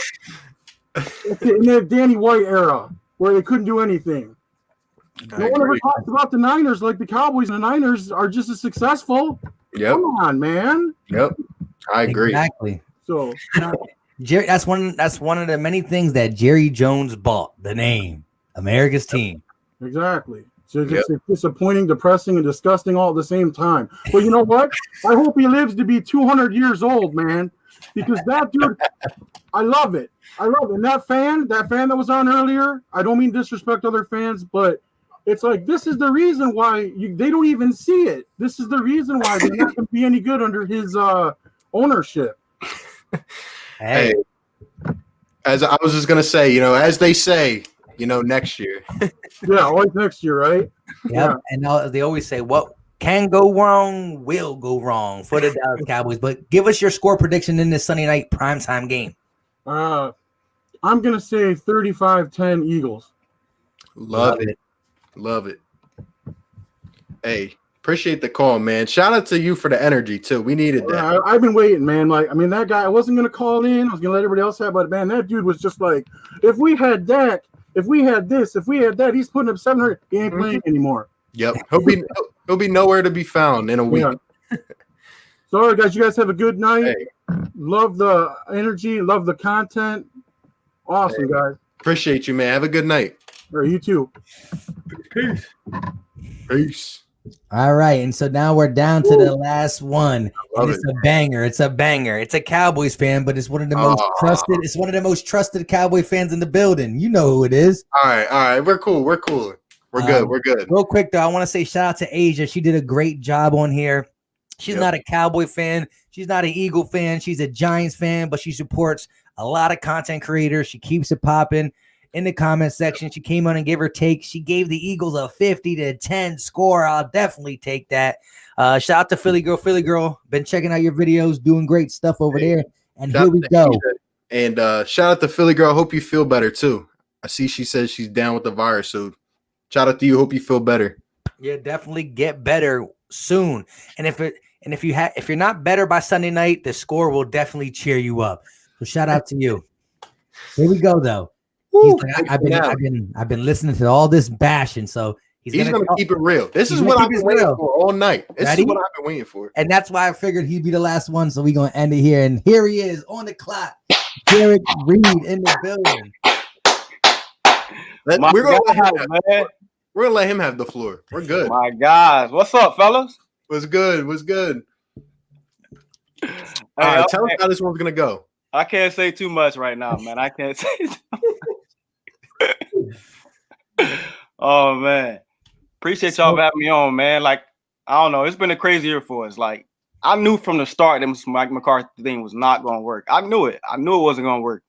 I don't know what the hell Jerry Jones was thinking when he hired this man. He living off of old times. Like, I knew it was not gonna work, man. And then I just feel like once Dak went down, it's like the team soul went with him. Like, they're not playing with any heart, they're not playing with any fight, and it's just tough to see it. Watch every Sunday, and they're just not competitive. It's crazy. It's crazy. Now we playing with Danucci. It's like, this man was inactive a few weeks ago. It's crazy. It's great. It's crazy. But I just wanted to come out and fight. Like, obviously, whatever happens. But I just want to see a good game and not a 38-10 or a 25-3 game. I don't want us to go down. I don't want us to come to Philly just to kick a field goal. Well, look, I got a couple questions for you. So when you saw Dak playing, the first 3 weeks, and you guys were still losing games, but Dak was bringing you back miraculously like he did against Cleveland. Again, I know you got the W in Atlanta, but listen, I never see 3 players look at the ball as long as Atlanta did. So when you won the Atlanta game, but you were 1-2, but you saw how your defense was playing and all that, how did you feel about that team compared to the 3 different teams I've seen? You've seen the Dak's team who was losing, but making it competitive. You saw Andy Dalton for a little bit where he was just bad and the defense was even bad. And now you saw the game where he got knocked out and Benanucci came in. So what I'm trying to say is, like, you said the soul went out of your team when Dak went down, but realistically, how do you think you would have fared against the Cardinals in the Washington football team if Dak was playing with your defense still playing that way? Do you think you still would have split them, win both, lost both? It definitely been, more competitive just because we would have had our leader in, like I said, I just feel like the team definitely changed once he went down. But, Mike, I've been preaching for us to, get that defense better since the jump. Like, I've been preaching for Earl Thomas. Like, I don't understand why he hasn't signed. Like, I don't understand how AB can get signed with everything he has off the field, and Earl Thomas, just because he had, a few locker room issues, he can't get signed. Like, that makes no sense to me. But with Dak's team, like, one thing I can say, even when Dak was playing, and then obviously we were still losing, our defense looked bad, but I felt like we were still in every game, if that makes sense. You know what I mean? Yeah. But since he went down, it's like I said, there's no fight. And even with Andy Dalton, like, Andy Dalton's the backup for a reason. Like, he's not there's a reason why Cincinnati got rid of him for a rookie. You know what I mean? Like, let's be honest. Like, let's just be honest. But I had no faith in it. I'm just gonna keep it real. I had no faith in Andy Dalton. Like, I knew once Dak went down, I was like, oh yeah, it's over. Like, I had no faith in Andy Dalton. But Danucci, I mean, we can see what he can do. I know he can move around in the pocket a little bit. He's a little bit more mobile than, you know, obviously Andy Dalton is. But with us getting Zach Martin back this week, and even if we get Joe Looney back, I know they're still talking about starting Tyler Biadasz at center. So I don't know if they'll move Joe Looney to guard, but we're playing with 2 undrafted rookies an undrafted rookie and an undrafted second-year player at tackle. Like, that's never going to work in the NFL. So I don't know. Like I said, they just come out with pride and come out with some kind of sense of attitude and not have the same. We can't come out on primetime football 3 weeks in a row and get smacked. Like, that just can't happen. That just real quick before RB goes, what I wanted to get at also is, do you think this team on the defensive side and the offense side would still show the same dysfunction with the coaching staff if Dak was there? Because, like, you heard the rumors coming out. Do you think it's just the frustration of Dak not being here and losing, and that's why they're showing frustration on Mike Nolan and Mike McCarthy? Or would you think even with Dak there, enough is enough with that coaching staff? It's enough is enough. I don't know if you guys remember, like, I think this happened like after week 3, maybe after week 3, after we lost to who did we lose to week 3?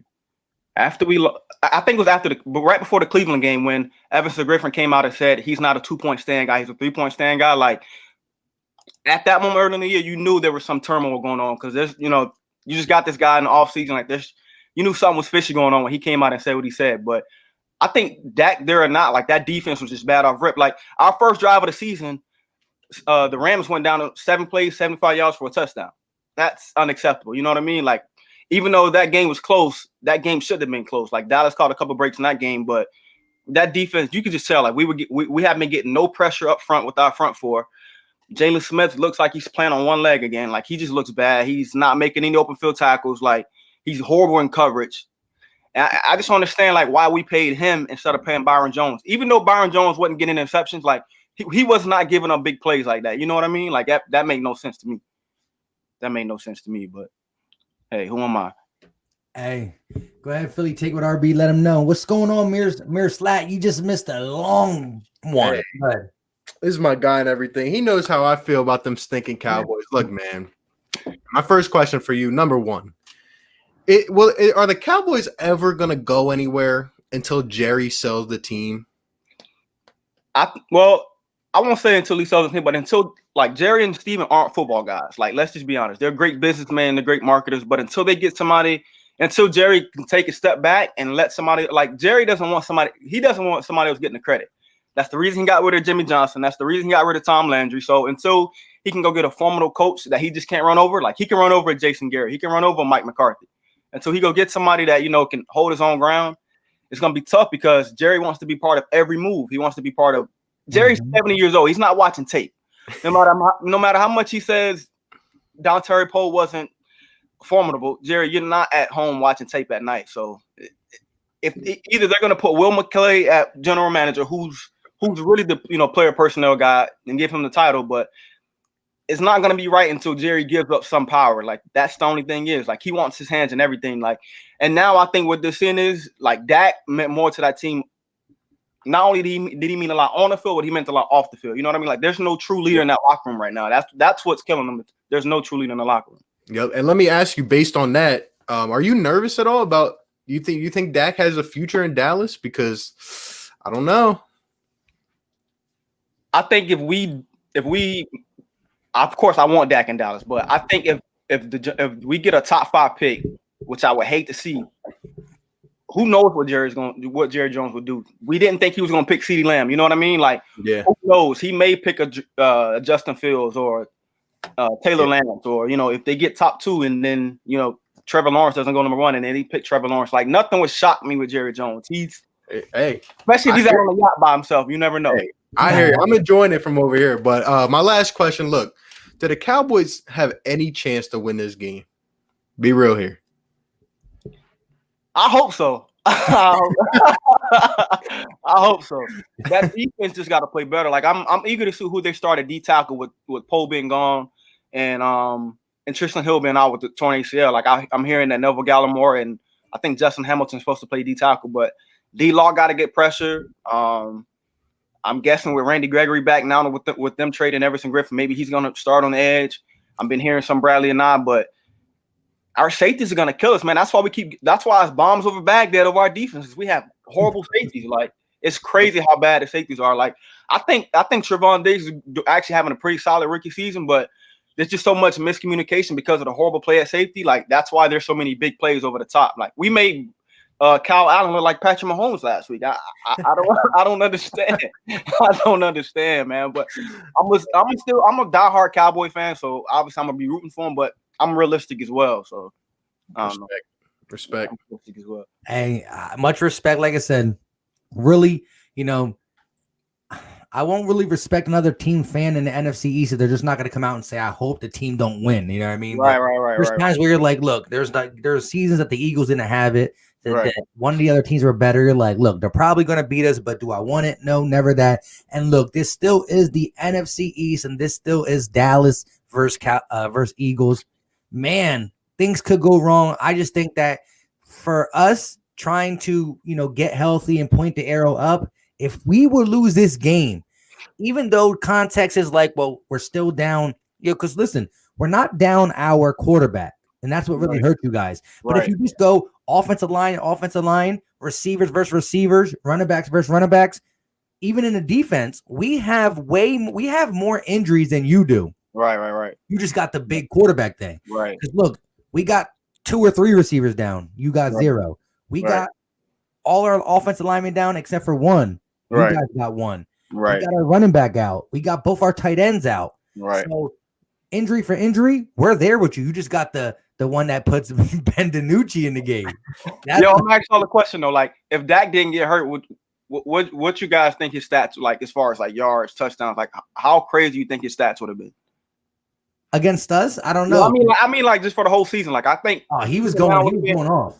Yeah, like I seen some stat like yesterday. Like, he still had like 1,800 passing yards, and like he probably would have threw for like 5,000 yards. That would have been crazy. It would have been crazy because you'd have been like the first quarterback to throw for 5,000 yards with 5 wins. Yeah, I mean, I still don't think it would have translated to many wins, though, just being honest, because the defense is just getting torched week in, week out. But that's just my opinion on it. I've been praying for like Earl Thomas since Baltimore released him, but I just don't understand like how that never happened. Like this. Well, actually, you do have a good point because Earl Thomas has been in trouble with the law, right? So no, he's never been in trouble with the law. Like it was just more of the locker room issues. But what's funny to me is people say he had locker room issues in Seattle and Baltimore.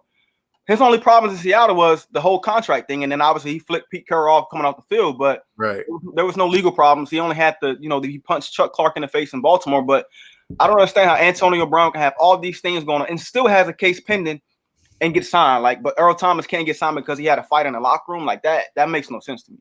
Yep. Yeah. That makes no sense. But last question. Do you think when Dallas loses this, I'm just kidding.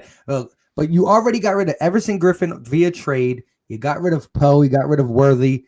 Do you think you guys will even go into a deeper tank mode? Or do you think you're not really tanking? Do you think you're tanking is what I'm trying to ask you? I think Jerry he messed up last year by not signing Dak. So I think what he's doing is like, if you notice, like all the trades and releases he's doing, besides the Poe and Worley, because I think they lost like $6 million yesterday after that release. But with the Everson Griffin trade, they saved $3 million, and then with them restructuring Zach Martin and Tyron Smith contract, like I think they're actually $30 million under the cap. So I think what they're doing, they probably just trying to put a lot of money in the back pocket for Dak because with the whole salary cap issue next year, like they don't know what it's going to look like. So I don't think those necessarily like with them getting rid of people, they're tanking, but it's more so like Jerry, especially now seeing how much they miss Dak's leadership and everything. He's like, I can't, we can't let him go. So I think it's more so with that instead of tanking, but them losing so much, who knows? Like who knows what they're going to do? I don't want them to panic too much and get rid of everybody, but there is some key guys still in there that needs to go. Like Jalen Smith, if he doesn't get better, he got to go. Xavier Woods got to go. Like something. I feel like they need to release a guy that's been there that needs to go. I feel like that'll wake them up a little bit more. Like them trade Everson Griffin, he was never a Cowboy guy anyway. Like what did that do? Yeah. So, but listen, Xavier Wood gives at least 70% of effort. I mean, why would Yeah, you're right. He doesn't give 100% of the time. You're right. Hey man, Appreciate the energy. With all that being said, you guys still are a half game out of first place, which is crazy. But correct. So listen, if the Dallas Cowboys won this, it's like that's crazy. The way we're talking and the way Jerry Jones is telling reporters to shut up. It's like we're like 10 games ahead of them. But no, this game is important for them as much as it is for us. But the one thing the Eagles do, no matter how many injuries we get, we never give up. That's Simple what I and plain. respect about y'all, man. Even the Baltimore game, y'all was down like 30 to like 15 or something like that. It made it a good game. Even the Pittsburgh game was good. So I could definitely say that for sure. But that just goes to your leadership. Like, no matter what people say about Doug Peterson, like he put y'all in the right position to be successful. Like, I'm just hoping and praying that this McCarthy thing is a 1-year wonder. He's out of there. Let's go get Urban Meyer or somebody else. Like, he's not it. Like, I've never thought I would miss Jason Garrett as much as I miss Jason Garrett this year. Never thought I would say that in my life. Yeah. For real. Hey, it was funny on Undisputed today. Orlando Scandrick was on there, and they were talking, and they were like, yeah, they were still trying to blame Jason Garrett because they were like, it's what Jason Garrett establishing them. These guys got losing cultures. They got 8-8 coaches. They can't get over it. I'm like, wow. And then what gets me is he brings in Mike Nolan. The guy hasn't been a defensive coordinator since 2014. Every time he's been a defensive coordinator, he's had one of the worst defenses in the NFL. It made no sense to me. It made no sense. I was clueless. Like, wow. Hey, real quick, shout out to Philly Girl. She said, for RB and Philly Mike, are you down to reserving a table at Xfinity Live for a meetup with the Eagles content creators? I will do that. You just I gotta know like a nice week ahead so I can plan it going out there. I'm not far. I'm like 50 minutes away from the stadium and from there, but yeah, I'm down. It's not far. So just let us know. But beforehand, I'll move some stuff around and yeah, let's do it. On that note, Mike, I gotta get on the Philly Talk podcast, man. You gotta get me on soon. Oh yeah, we definitely gonna get you on. I'm gonna ask you how you feel about this hot air. Just kidding. You too, RB. We gotta do it again, bro. Let's do it, man. Hey, the Cowboys still stink, though. They still stink. All right, I'll talk to y'all later, bro. Hey, appreciate it. Thank you for being real, man. Always. 3 hours, 31 minutes. Yeah, it's about that. 14 seconds. We just did a whole football game. Yes. And like I said, I was going to release my Eagles and Cowboys preview, but I guess that's for tomorrow. No way to release it now. So appreciate for everybody stopping by. Like I said, we still got 94 people in here when you look at both channels. Shout out to everybody up in here, man. You guys are wild. Oh my goodness. Yeah, listen. So I wish I would have kept track of how many callers we went through. I would have guessed we would have probably about 30, 25, 30. Yo, listen, there was legitly a time when we had all 10 filled up down here, right? And every single time somebody tries to access coming in, when there's 10, it puts a little thing like over where it says Philly Mike, and I kept like, it was like flickering, like crazy. Hold up. We got one more person in here, and it must be it's a channel member, because at the end of the day, that's the only people that can get in here at this point. I think it's your guy, Ryan Reed, in the building. What's up? What's good? What's up? Eagles fan, right? Eagles fan, we're good? Yes, sir. What's going on, man? At this point, hey, got you. What's your biggest take for this game? What's your score prediction too? I think that we win 45-0. I'll take it. There you go. And how much do you hate Dallas Cowboy fans? I mean, some of them are annoying, but the ones I personally know are cool. Interesting. There we go. Hey, man, but what? Anything else? Any bold takes or anything on the game? I think Wentz will have a good game this week. There you go. What's the stat line looking like? I say maybe like 200-300 yards and like 3 touchdowns. Yes, sir. That's what I like. That's what I like, man. Definitely. Hey, but appreciate you for calling in, man. Thank you for I don't know how long you've been in here, but hey, man, shout out to all the people up in here.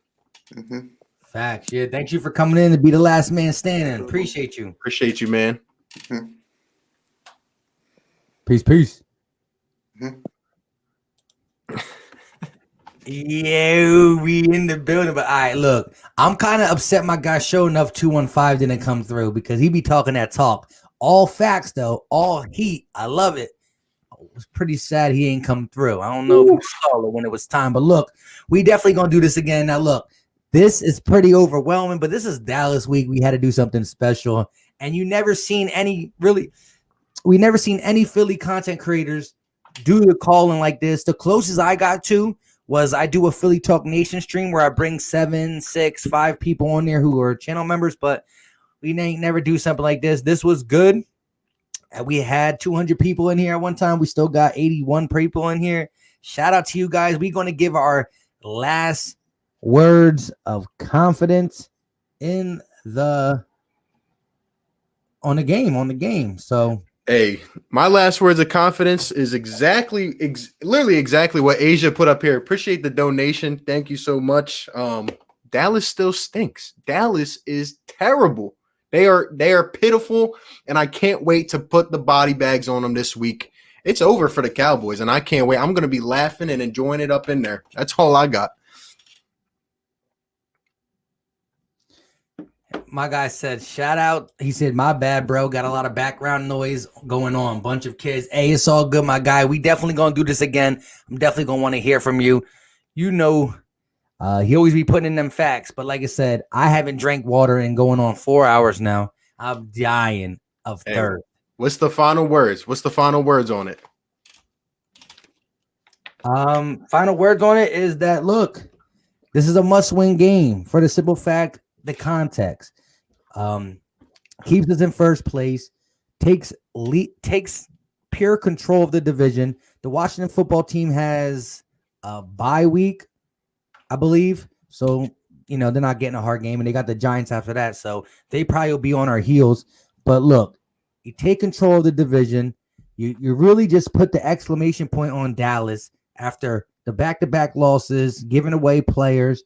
You knock them out of this for once and for all, and we go about our stuff. But it starts with the run game. We can't abandon the run game. We have to run the ball. And again, I don't want people thinking that, like, look, Jalen Reagor's playing, which is a plus, but we're probably not going to have Goddard. We're probably not going to have Lane. We're probably not going to have Miles. And it's better that way because we don't want to risk a long-term injury. If we don't have the bye week next week, I say, come on, tough it up and play. But this is a great chance to get Miles, Lane, Goddard feeling 100% good to go on a little run against the Giants and Browns. And hey, by the Browns game, I'm hoping to be 5-4-1. And hey, we're over 500 and we're on the respectable side of football. Yep, definitely. He's just funny with the last comment. Yeah, no liquor, Mike, just water. You already know. I'm dying. I'll be dead at this point if I drink anything. Hey, shout out to everybody. Appreciate everyone that came through. Everyone that called in too. First time doing this actually worked pretty well. So facts.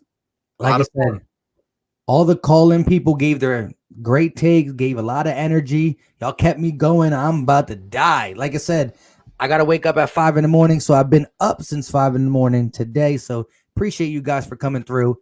Philly Take with RB, one of my guys. Go sub him up if you haven't done it. For those on RB's channel, I go by Philly Mike, host of the Philly Talk podcast. Eagles season, 8 games in. We're not where we want to be, but it's time to go on a run. Yep, I agree. Shout out to everybody. We are going to turn it around, and the Dallas Cowboys are going down. Real quick, shout out to RW. He said, give me a shout out, please. I got to say, hands down, I'm not trying to pick favorites, but his first one was fire. It was fire. Love it. Shout out to you, RW. Appreciate you, man. Shout out to you, Jesus, saying what a great live stream. Appreciate you guys 100%. Asia said if we lose, she's gonna roast our white butts. Hey, we deserve it if we lose. Simple and plain. On that note, go ahead and say your peace. You guys know where to find me by now. RB. Philly Take with RB. If you're on my channel, shout out to Philly Mike. Go sub him up as well. Appreciated doing this. Had a lot of fun. And you already know where to find us on Sunday night. Facts. Until next time, you guys know what time it is.